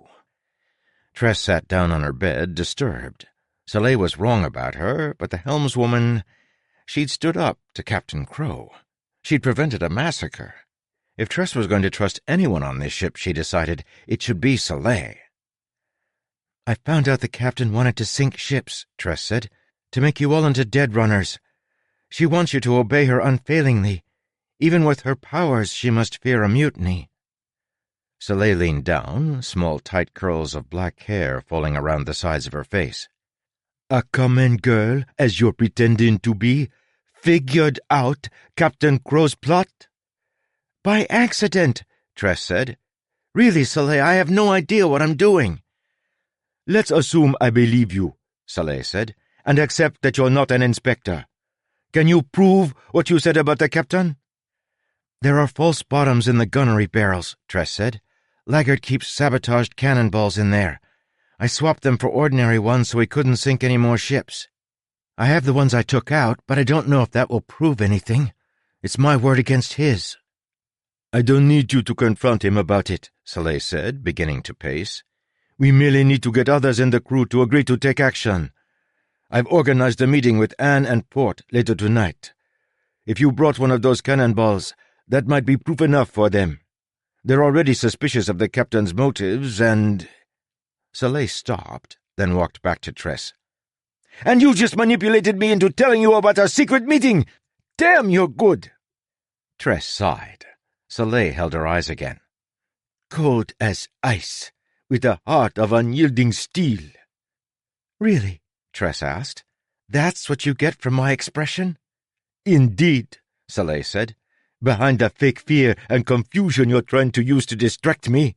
But I believe you on one thing. You're no royal inspector." "Oh?" "You're far too clever for one of them," Soleil said. "You must be a king's mask." Oh, that explained everything. Or, Tress assumed it would, if she knew what on the 12 seas a king's mask was.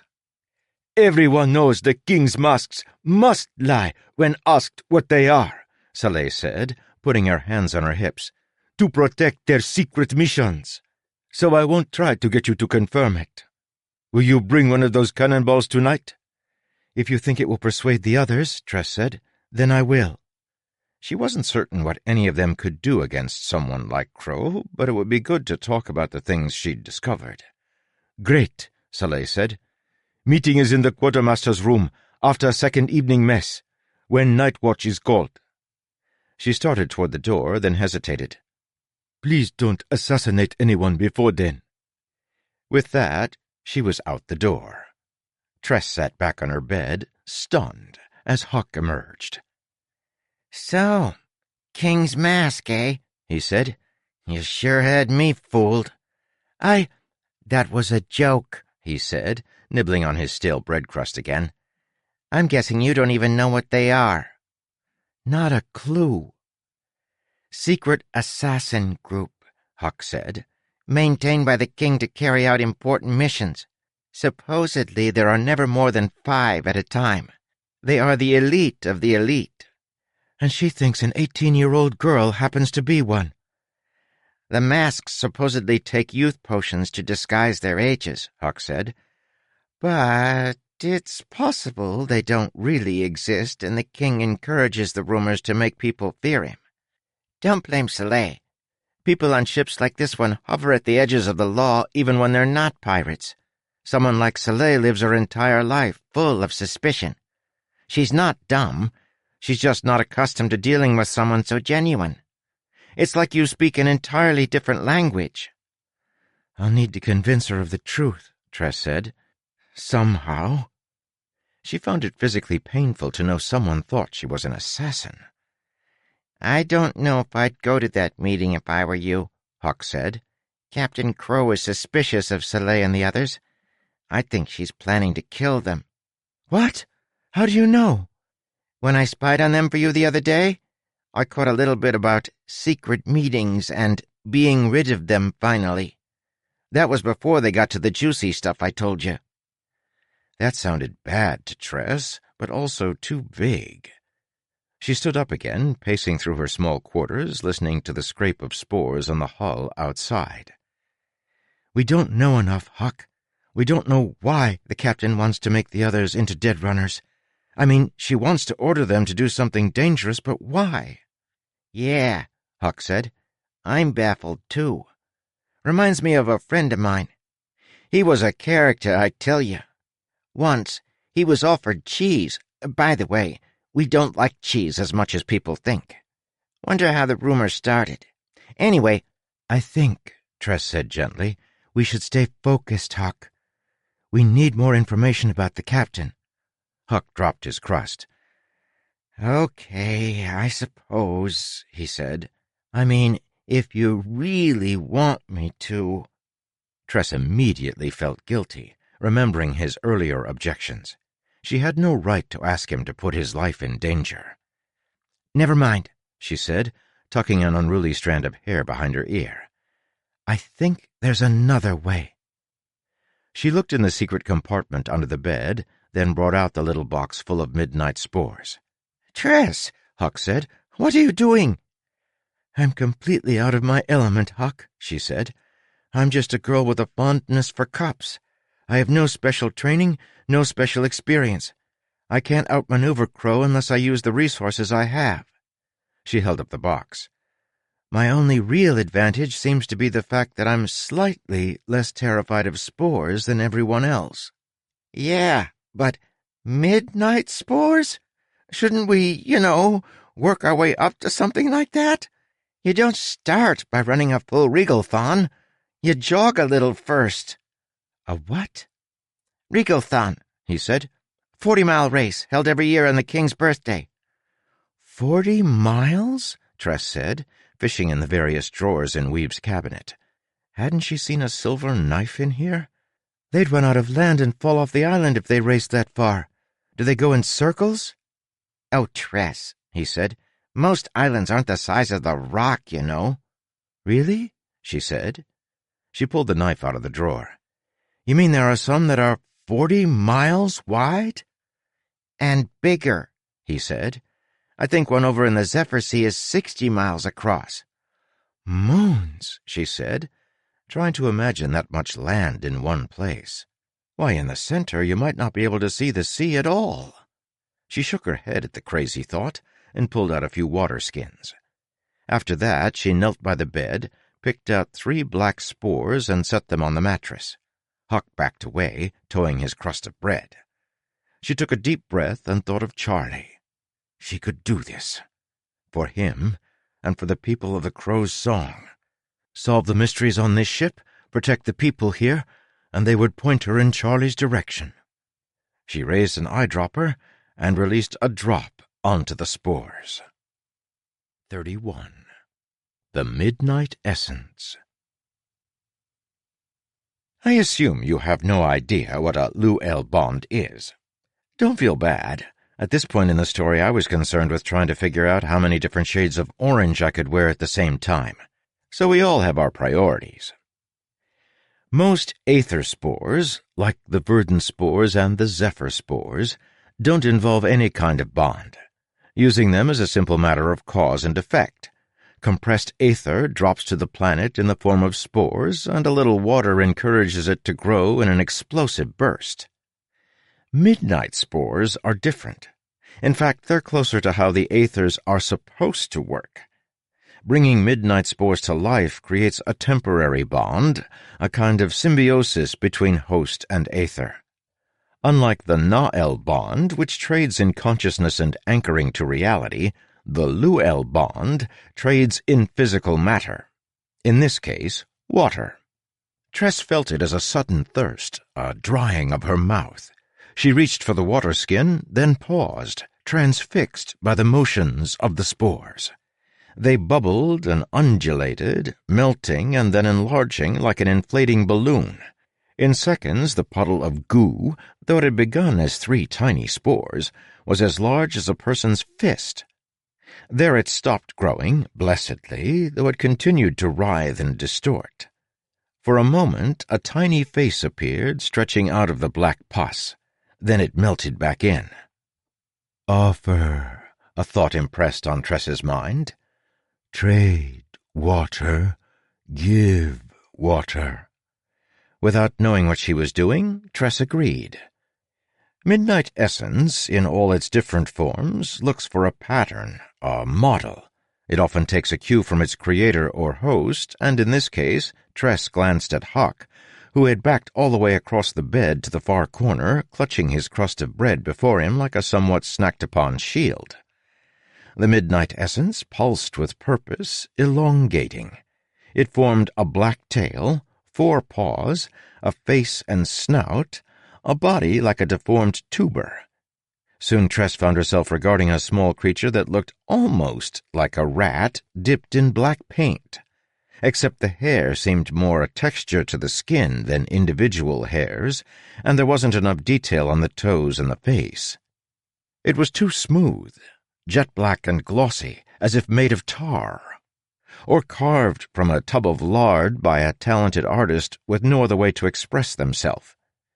It scurried back and forth across the bed, trying out its legs, and again the motions were almost rat-like.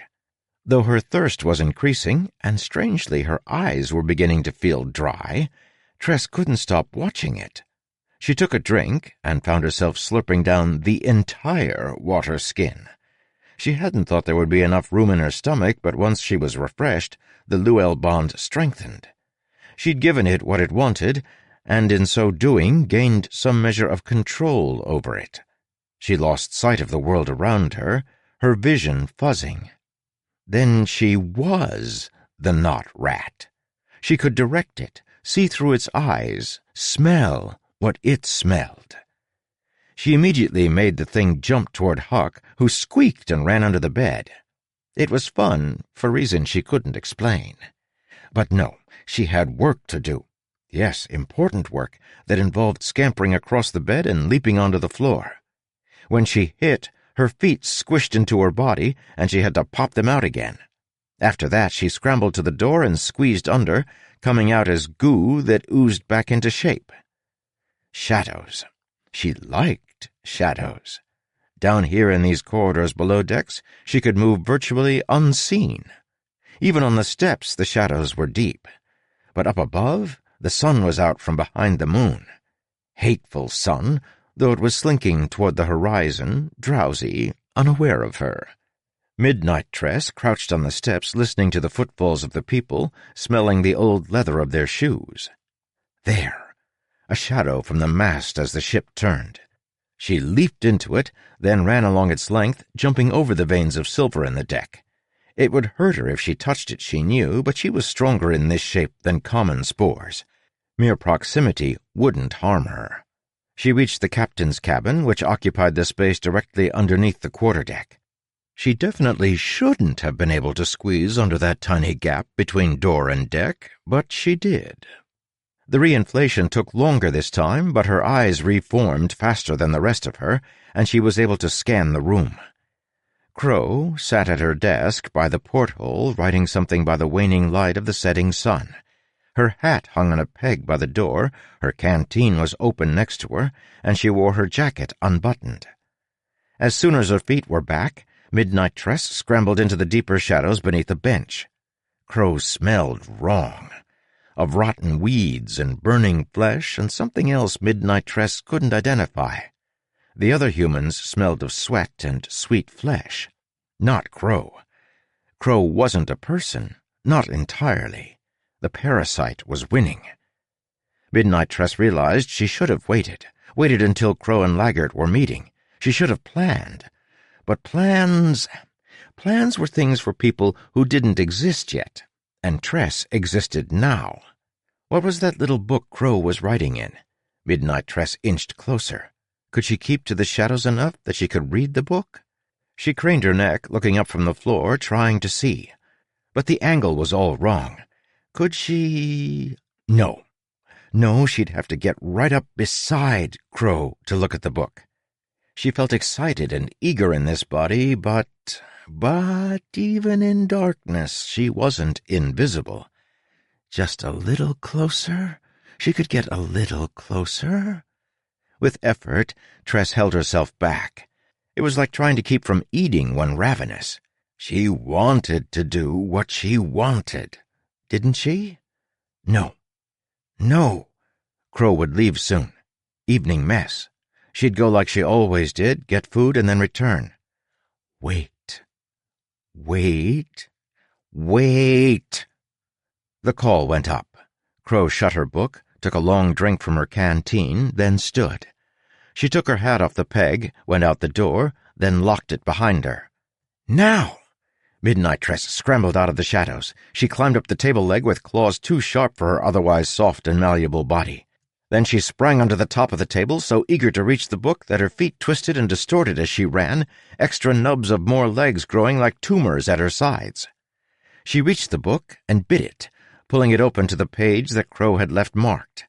And inside was... words? Words that smelled of dust. Dusty, dirty, boring, stupid, melty, inky words. Why words? Why had she been so eager? Words. Read the words. She didn't want to, but she did anyway, growing her eyes larger until they bulged from her face, taking in more, making the details more distinct. Many of the words looked printed by some device, but written in the margins, in what she assumed was Crow's handwriting, were notes. A way to be rid of them finally, the note said. A way to banish the spores from my blood? Curious, Midnight Tress focused on the text. It is clearly evident that Zysis has the power to cure any disease. In 1104, a supplicant reported being healed of cancerous tumors in a very extreme state of progression. This individual, Delph of the Zephyr Islands, is a well-known and respected scholar, and his word is trustworthy. We have another extreme example. In 1123, Queen Bec XV was cured of her spore gestation and remains the only person, in thousands of years of recorded history, to survive such an infestation. Zysis was involved. Stupid words. Stupid sawdust-in-the-eyes words. Why?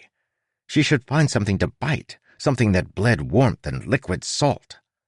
She fought with herself, writhing, her shape bubbling and squirming. She almost ripped herself apart in her anger. But she won, finally, and forced herself into the ragged rat shape. She bit pages, moving back through the book. She passed other notes from Crow, but most didn't draw her attention, until she saw two words that stuck in her mind from what Huck had said earlier. Secret meetings with Weave indicated there should be a way to find the proper location. Too bad he turned to blackmail. Ah, well, at least he showed some spine before I killed him. That didn't explain what Zysis was. She flipped through more pages to find the start of the chapter. What was this thing that could cure diseases? An herb? A potion? No, a being. Zysis Rafleal lives beneath the spores in a palace that somehow exists on the bottom of the Crimson Sea. Though his age is unknown, he has lived in that same spot for at least 300 years. Many would, very rationally, call him a myth. However, this chapter will establish that he is undoubtedly real, as evidenced by the testimonies of trustworthy supplicants. Granted, traveling the Crimson Sea is not for the faint of heart. Indeed, there are many who would call into question the sanity of any who sailed those spores. This has repeatedly been the reasoning for dismissing testimonies of the dragon's existence. My own efforts to locate the dragon have so far failed, but I can prove it wasn't insanity that led them to their course, but desperation. Their words are trustworthy. Unbelievable though it may seem, Zysis the dragon is real. The dragon. Crow thought the dragon was real, and she wanted to force her crew to sail the Crimson Sea to find the dragon and heal her affliction. It was the first thing she'd discovered about Crow that made perfect sense. Midnight Tress needed to know more. How did one find the dragon? She'd heard he granted wishes. Everyone had heard those stories. But surely there was more to it. Was locating the dragon enough? Or did you have to pay him? But no. Words were splinters for the eyes. Stupid, useless, bloodless, saltless, flavorless, screamless words were over. No more. The fight began again, and her form disintegrated. Mush on the desk, slapping itself and writhing. Footsteps. Fighting against the one who wanted words, and the knot of the will of being against the words. Footsteps outside. No, no, no, no, no, no, no, no, no, obey! Crow was returning. Key in the lock. Had to...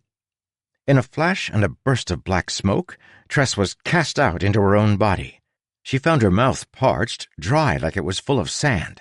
She couldn't recognize the feel of her own tongue, now like a lump of cloth, and her hands were withered before her.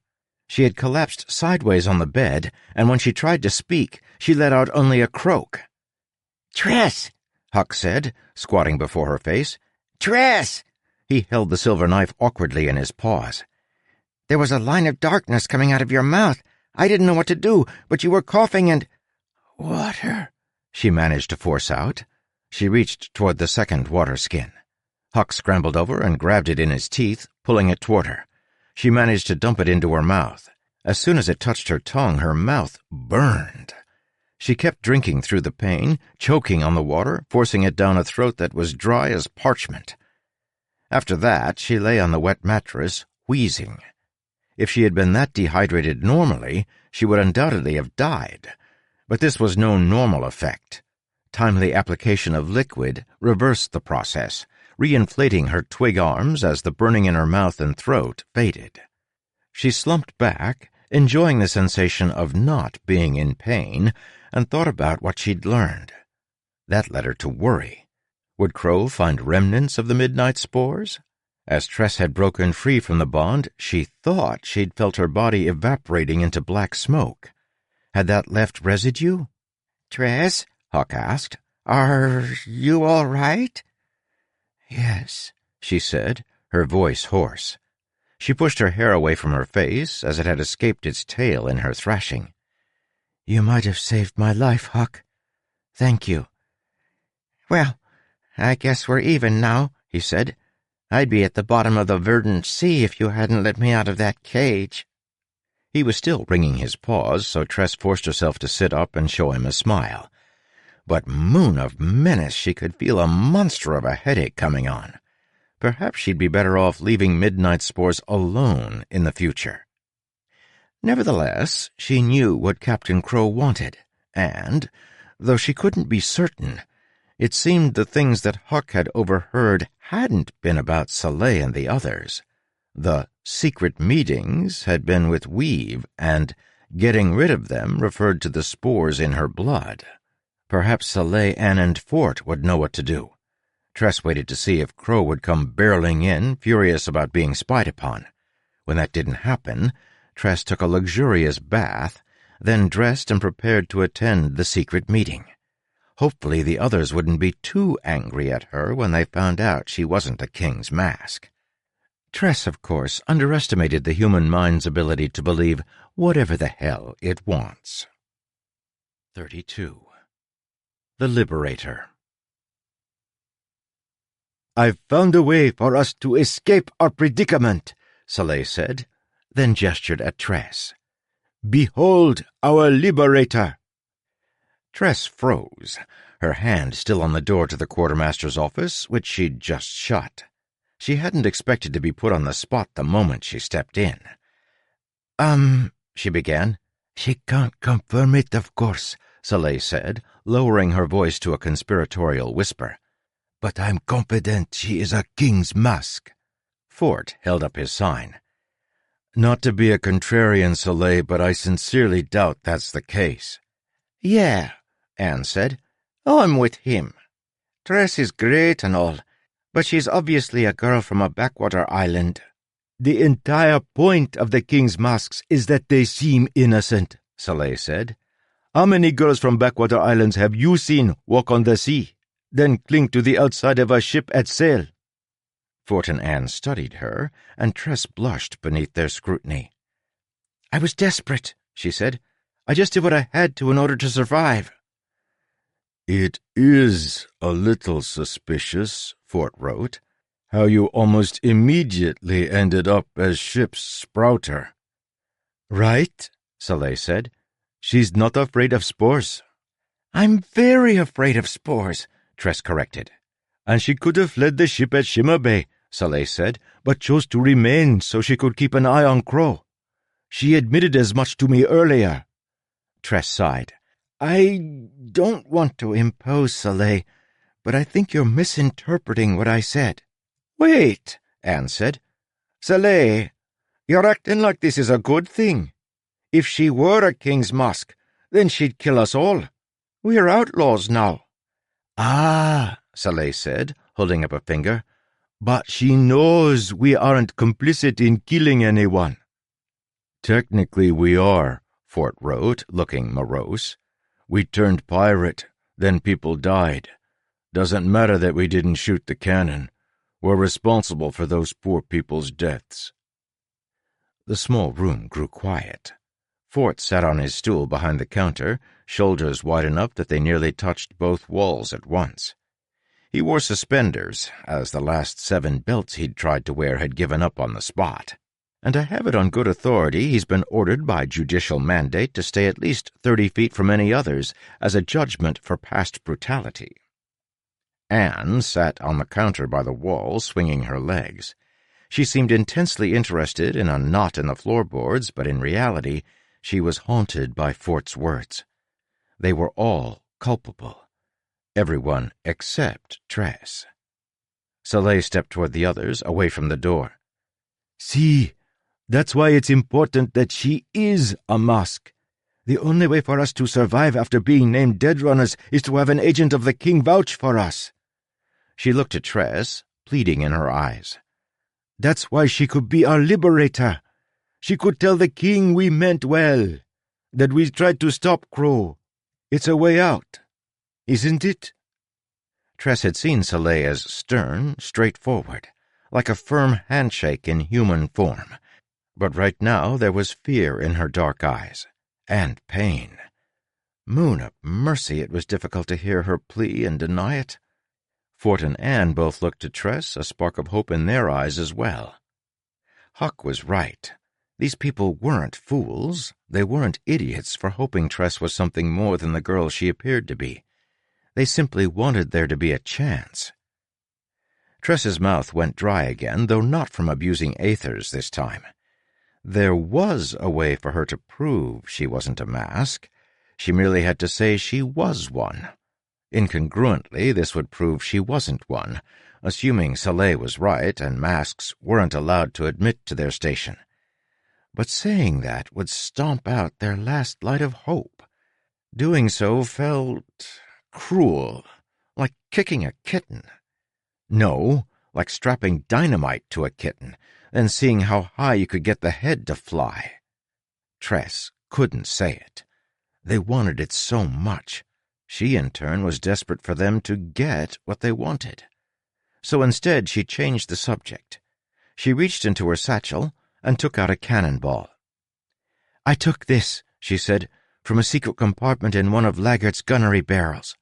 Soleil looked to the other two and pointedly folded her arms as if to say, "See?" Fort took the cannonball and balanced it in his palm, his curled fingers against it and the other knuckles holding it steady. He rolled it from one palm to the other, then set it on the counter. He got out a chisel and a hammer, holding them each in his unique way, and gingerly tapped the cannonball in a few specific places. He was then able to hold it down with one palm and twist so the two halves came apart. Inside, normally one would have found an explosive charge of zephyr spores and the fuse system to burst the cannonball. We'll get to the specifics later. Each ball had a number printed on the outside, the seconds until the secondary detonation, which would launch out a spray of water. In this case, the charge had been replaced by a wadded cloth, the water in the hollow center filled with lead shot. "Rigged," Anne said. to sink our ship, not capture it. Mona Justice Soleil, you're right. The captain made us dead runners on purpose. I knew something was off about all this, Fort said, holding up his sign. You knew it too, Anne. Yeah, but to see it, Anne said. How'd you get this without getting caught, Tress? It wasn't hard, she said.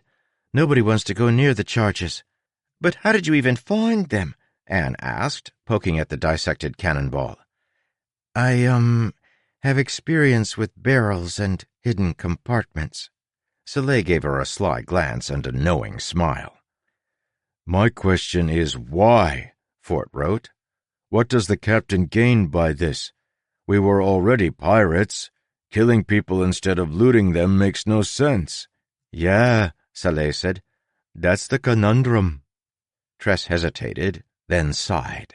She had to tell them. I overheard the captain speaking to Laggart. She was afraid that unless you were wanted criminals, facing death on any island where you tried to flee, you wouldn't be loyal enough. Well, she's right about that, Anne said. Until that ship sank, I was thinking about finding a way off. You overheard the captain speaking to Laggart? Fort wrote. How? They never speak their secrets out in the open. They weren't out in the open, Tress said. They were in her cabin.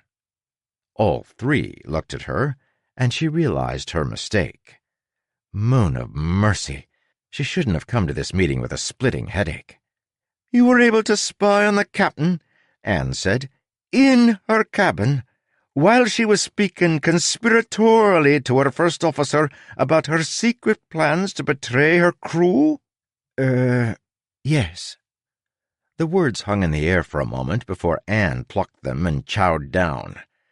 Awfully good at espionage for a girl from a backwater island, aren't you? Just lucky, Tress said, then tried to move on quickly. Look, I'm worried the captain will try to sink more ships. Swapping the cannonballs helped prevent more deaths today, but I think she wants to murder at least one more crew to get you all on board. I mean, metaphorically on board, with her plan. Since, you know... She gestured to the ship. I agree with the Musk, Soleil said.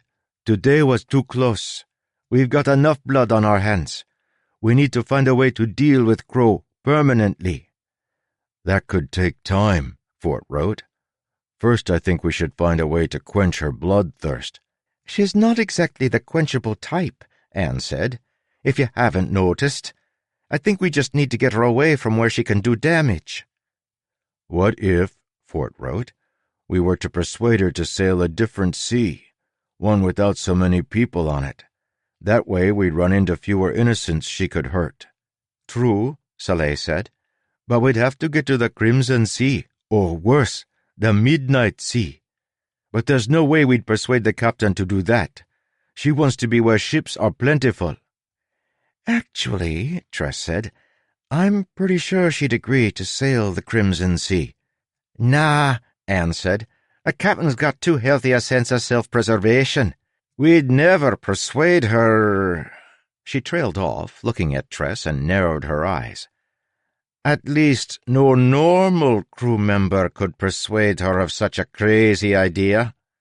I think it will be easy, Tress said, uncomfortable. Soleil, you should suggest it. After what I did earlier, Soleil said, Captain wants an excuse to hang me right now. If I asked her to sail the Crimson, she'd toss me overboard for sure. Do you really think you can convince her, Tress? Anne asked. Now, Tress wanted to tell them about what she'd learned, that Crow planned to sail the Crimson and get herself cured. And it occurred to her that if the captain got healed, everyone would win. The crew wouldn't have to be afraid of a spore eater, Crow would live, and maybe they could all stop being pirates somehow. But if Tress were to explain how she knew what she knew, she was certain the others would be convinced she was a king's mask. Overhearing the captain was one thing, but admitting to having somehow stolen her private writings? So instead of explaining, Tress nodded. I'll do it. I'm certain I can make her agree to sail the Crimson. The rest of you can focus on the long-term plan, a way to take the ship back from her."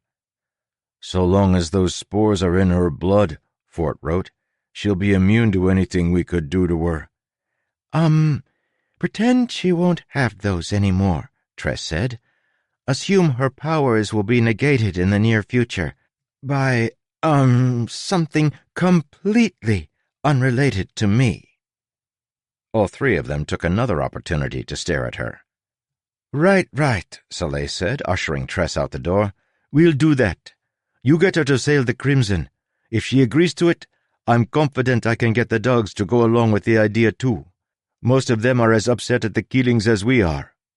Then, in a whispered tone, Soleil added, "Just remember our deal. Put in a good word for us with the king.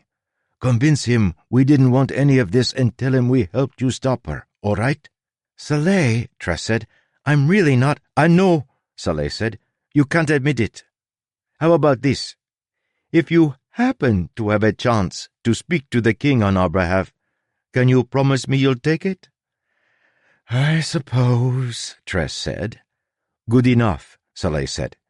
"And good luck." 33. The Liar. Tress found the captain on the top deck, leaning against the rail at the bow of the ship as she poured water from her canteen into a nice tin cup and gazed toward the setting sun that seared the horizon. Tress stepped up, and at that moment the seethe stopped. Doug, the night helmsman, called for the furling of the sails, and the ship scraped to a halt. It was a quiet beast, slumbering to the gentle sounds of wind on spore and canvas. Each time the ship stopped, the world felt suddenly out of step with its own music. There was no motion to compensate for, and the air was too quiet. The gentle grinding of spores was normally so constant that its lack became unnatural. Even the deck grew quiet as the dogs went below to grab a snack and play cards until the seethe returned. The captain didn't acknowledge Tress. She drank the water from her cup, then dangled it from her index finger, staring toward the sun, as if she were a celestial executioner sent to make certain the day rightly expired. Tress didn't speak up immediately. The captain had made it clear she wasn't to be interrupted when enjoying a drink. Tress just hoped the woman wouldn't toss the cup into the ocean when she was done. Yes, it was utilitarian in design, but so was Tress herself. She'd hate to have either be wasted. The verdant moon watched overhead, covering a good third of the sky. I've often found it odd how little the people of the Spore Seas look at their moons. When I first arrived on the planet, I couldn't help staring. There is a malevolence to the way they hover so close. Where most planetary moons stick to the walls and wait for an invitation to dance, these are already on the floor, and they are wearing sequins. "Why are you here, Tress?" Crow finally asked. Tress deliberated. If she outright asked Crow to go to the Crimson Sea, the woman would undoubtedly be suspicious. "Well," Tress said, "I wanted to discuss something." "That's not what I meant," Crow said. "I want to know why you are here on these oceans. What do you want?" As if that were a simple question to answer. People generally don't know what they want, though they almost uniformly hate being told what it should be. Plus, Tress had lived her entire life feeling she shouldn't ask for the things she wanted. "I left my island to see the world," she said. "People often say that about becoming a sailor," Crow said. "It's a pretty little aphorism, isn't it? With a dainty bow. Travel the seas, see 100 different islands. Problem is, each dockside bar is frighteningly similar, and that's basically all you're going to see." "At least I'll get to meet a lot of different people." "Well, yes," she noted. "That is true. Problem is, their insides also all look frighteningly similar. And as a dead runner, that's basically all you're going to see of them." Tress glanced away from Crow. She wished the ship would move again. All this standing still made her nauseous. "So that's it," Crow said. Just some childish desire to be someplace else?" "Yes," Tress said. The captain seemed disappointed. In the distance, the sun finally sank into the sea, fully extinguished. Only the afterglow persisted to give evidence of the crime. It bothered Tress how much she'd had to lie lately. Certainly one shouldn't feel bad about lying to someone like Crow. One shouldn't hit people either, but such social conventions don't apply to the tiger gnawing on your leg. So Tress wasn't worried about this lie. She was more concerned by the general density of lies emerging from her. They were all for the greater good, yes, but the aforementioned tiger might also believe that said gnawing was for the greater good. Specifically, its good. Tress was coming to realize a discomforting fact. People are not separated into simple groups of liars and non-liars. It is often the situation and one's upbringing or genetics that makes the lies and therefore the liars. "Actually," Tress found herself saying, "there is more. Someone I love was taken by the sorceress. I intend to travel to her island and confront her to get him back." Crow nearly dropped the cup. Tress reached out, anxious. "The Midnight Sea," Crow said. "You intend to travel the Midnight Sea?" "Well, hopefully not alone," Tress said. "Ideally, I'd like to do it in a ship." Crow laughed, and it was not a cheerful sound. Antagonistic and mocking, it was to ordinary laughter what a guard dog is to a puppy. "You!" Crow repeated. "A straggly-haired washer girl from nowhere. You're going— I can't even say it." Something in Tress changed at that sound. It didn't quite snap, but it certainly bent, and found that it was able to flex far more than it had in the past.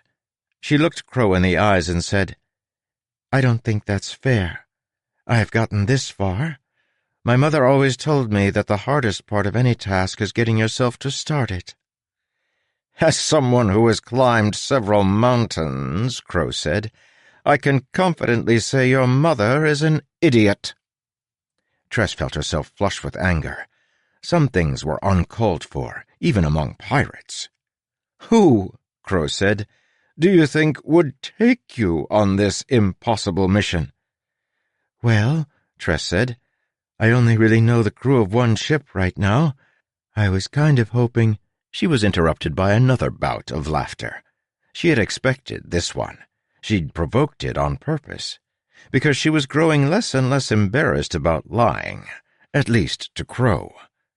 And she had just thought of quite the majestic one. "What if I found a way to pay you?" Tress said. Crow laughed so hard she started coughing. Ulam even came up and peeked about the deck at the sound, as the sole previous time he'd heard Crow laugh like that was when one of the sailors had managed to spear himself in the crotch with his own boarding hook. "Even if I wanted to go to the Midnight Sea," Crow said, wiping her eyes, "and even if you could pay me, the crew would never agree to it." "You're probably right," Tress said, pretending to think. "I'd have to ease them into it. Send them someplace menacing, but less dangerous at first. What about the Crimson Sea? I'd need to cross the Crimson to get to the Midnight Sea anyway, so we could go there first." "They'd never agree to it, girl," Crow said. "This crew is as cowardly as the king himself." "But say I could get them to agree," Tress said. "Would you allow it? Very few ships sail the Crimson, so the ones that do must be the richest and most valuable to loot." That, it should be noted, made about as much sense as assuming people who live in distant kingdoms must be the most fit, since it takes so long to walk to those places. Crow shrugged. "If you can persuade them, fine, but they won't agree. Not yet. They're not desperate enough." Tress thanked the captain and excused herself. She didn't want to say anything more, and didn't need to. because the captain had effectively just been played by a straggly-haired washer girl from nowhere. Again. 34. The Tosher. There's a story from Tress's land that I'm quite fond of telling. You see, in the palace of the king, the lowliest servant is the Tosher, the man who goes through the castle's sewage to make certain nothing useful has been lost or discarded. No one wanted to be the Tosher, for obvious odoriferous reasons. Worse, no one listened to the Tosher because wherever he went, people were either too busy moving upwind from him, or they were preoccupied by trying to remember how to get vomit out of carpet. Soap, vinegar, and warm water. The Tosher in our story had a great many items to complain about, some related to the lack of fiber in the royal diet. One thing he didn't complain about was his dinner. Each day he got the same thing, a baked potato with lard. The Tosher loved baked potatoes, so much so that he decided to begin asking for a second one at dinner. He was given it, mostly to get him to go away, and then it became a habit. 2 potatoes, each day. This continued until the lesser servants were instead served something different for dinner, cornbread with lard, and the Tosher hated cornbread. He waited for the potatoes to return, but they never did. One day, while doing his daily work, after remarking that someone must have dyed the punch green again at the latest ball, a thought occurred to him. His life in the palace was miserable, but surely he could do something to better his station. He determined to speak to the cook and get potatoes for dinner again. So the Tosher set out on a quest. He found the cook, apologized for making the milk curdle, and made his plea. Potatoes, please, less cornbread. The cook was sympathetic, judging by the tears in her eyes, but unfortunately she couldn't change the menu. She explained that the palace butler set the meal plan, the cook simply made the food. The Tosher went to talk to the butler. He found the man in the middle of a strange activity, trying to see how much handkerchief his nostrils could hold. The Tosher presented his problem. The butler seemed sympathetic, judging by the way he was biting his lip. Sadly, he couldn't change the meal plan because he was allocated supplies by the Minister of Trade, who no longer provided potatoes. Well, the Minister of Trade, it turns out, had dropped her ring into the Tosher's domain. The Tosher recovered it after some diligent searching, though he did wonder why someone as fancy as the Minister of Trade ate so much corn. He went to return the ring, and the minister honored the Tosher by seeing him in person. Outside, in high winds, while it was raining, during allergy season. The Tosher explained his predicament. The Minister of Trade was sympathetic, judging by the way she almost fainted as he approached, and she listened to his complaint. However, she could not help him. The king himself had mandated that only corn be fed to the servants. Well, the king wasn't the sort of person you could meet every day, because he wasn't regular, and it was an every-second-day thing for him. On the proper day, the Tosher, umbrella in hand, called up. He knew the king would be able to hear, as the Tosher had first-hand empirical evidence of how good the acoustics were in that particular location. He asked the king if he would please give them potatoes for dinner again. He loved them so much he always ate 2. The king was sympathetic, judging by how he stopped giving the Tosher new work for a short time in order to answer. "I can't," the king said. "The entire potato crop succumbed to pests. Also, look out!" The Tosher learned 2 important lessons that day. First, you don't need to lower your umbrella to talk to someone. Second, no one, not even the king, had the power to provide potatoes at the moment. "You're the one," the king said after doing his business, "who started the 2 potatoes thing, eh?" Yes," the Tosher called up, then regretted opening his mouth. "Funny," the king explained, his voice echoing. I had to stop buying potatoes even before the crop died. Once you took two, everyone wanted two. Because of the increased demand, potatoes became too expensive. We stopped being able to afford them for servants." So, in truth, there was a third lesson. Even small actions have consequences, and while we can often choose our actions, we rarely get to choose our consequences. As Tress walked below decks, she felt a certain discomfort. That was a common occurrence. Conversations with Captain Crow tended to leave a person with residual filth, emotional soap scum. As Tress saw Ulam walking away, disappointed that the laughter hadn't been due to any impaled crotches, she hastened after him. "Doctor," she said, "there's something I wanted to ask you. About the spores. I most certainly did not try." "Hush," he said, looking down the corridor. He ushered her toward her room. Once inside, he inspected her closely. "Yes, I believe you're still alive."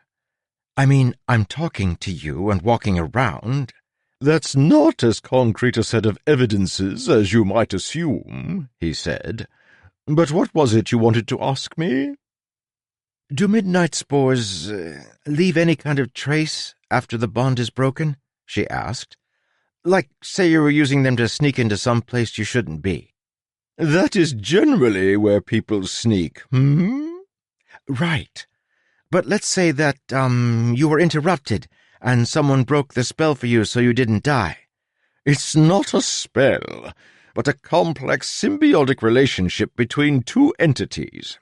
Either way, I'd buy the person who saved you a very nice present, perhaps a spare shoulder." People Can always use more shoulders. You know, despite people promising me cold ones as gifts on 3 separate occasions, they've never come through. Humans can be so inscrutable. Right. Back on topic, please?" Ulam smiled, fingers laced before him. Strange how his gray skin and red eyes could seem so quaint once you got to know him. Less demonic, more eccentric. "You won't be discovered," he said, "unless someone actively saw the midnight essence moving about while you were controlling it. Once the bond breaks, it evaporates into black smoke which disperses quickly. No residue is left behind." Tress nodded, relieved. "Why are you so anxious about this?" Ulam asked. "Well, I just had a conversation with the captain," Tress said. "I feel like I got the better of her, and so—" "And so you wisely assume that maybe, instead, she was secretly manipulating you. Perhaps because she had a clue as to what you were doing, Curious. What, tell me, did you get her to do?" "Sail us to the Crimson Sea," Tress said. "I know what you're going to say, but I also talked to Fort, Soleil, and Anne. They're willing to sail the Crimson, too, and think they can make the Dugs agree." "I don't doubt they can," Ulam said. "The 3 of them can be very persuasive. But why are we sailing the Crimson? What in the world could make you want that to happen?" "Oh," Tress said, "right. Well, that's what I found out when I was spying on the captain. She plans to visit a dragon and make him heal her." "Xysis," Ulam said. "She plans to bargain with Xysis?" "Yes, and so I persuaded her to sail the Crimson." "Something she already wanted to do?" "Well, yes, technically. It's more that I persuaded her without her knowing I was persuading her." "To, again, do something she wanted to do?" "It's complicated, but I worry maybe I'm not as clever as I might have thought I was." "That seems self-evident, child," Ulam said. "Well," she said, sitting down on her bed, "wasn't it at least a little clever? The captain was going to sink at least one more ship, so getting everyone to go now instead, everyone wins, right?"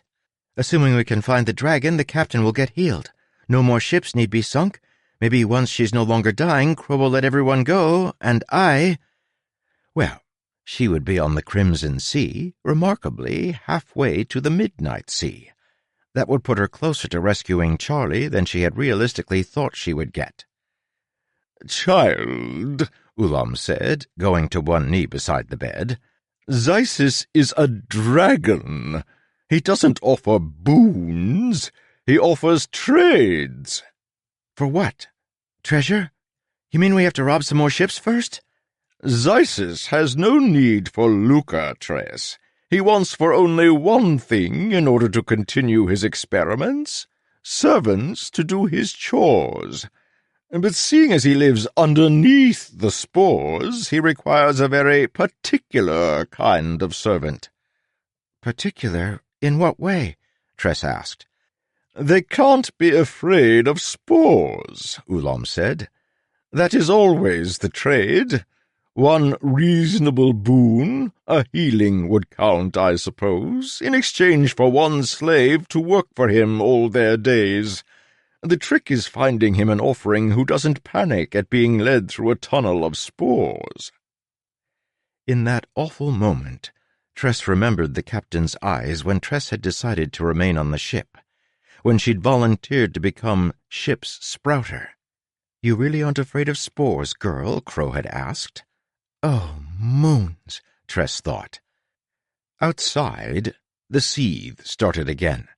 The ship lurched into motion a short time later, and she heard the captain calling new orders. They would head to a port and take on extra stores, since they would very soon be going on a long journey without ports. Crow was planning to trade Tress to the dragon, and Tress, in her ignorance, had greatly accelerated the ship toward the event. She might have tricked Crow, but she had managed to trick herself as well. She would have no proverbial potatoes, but she certainly was standing in a big pile of the Tosher's soil.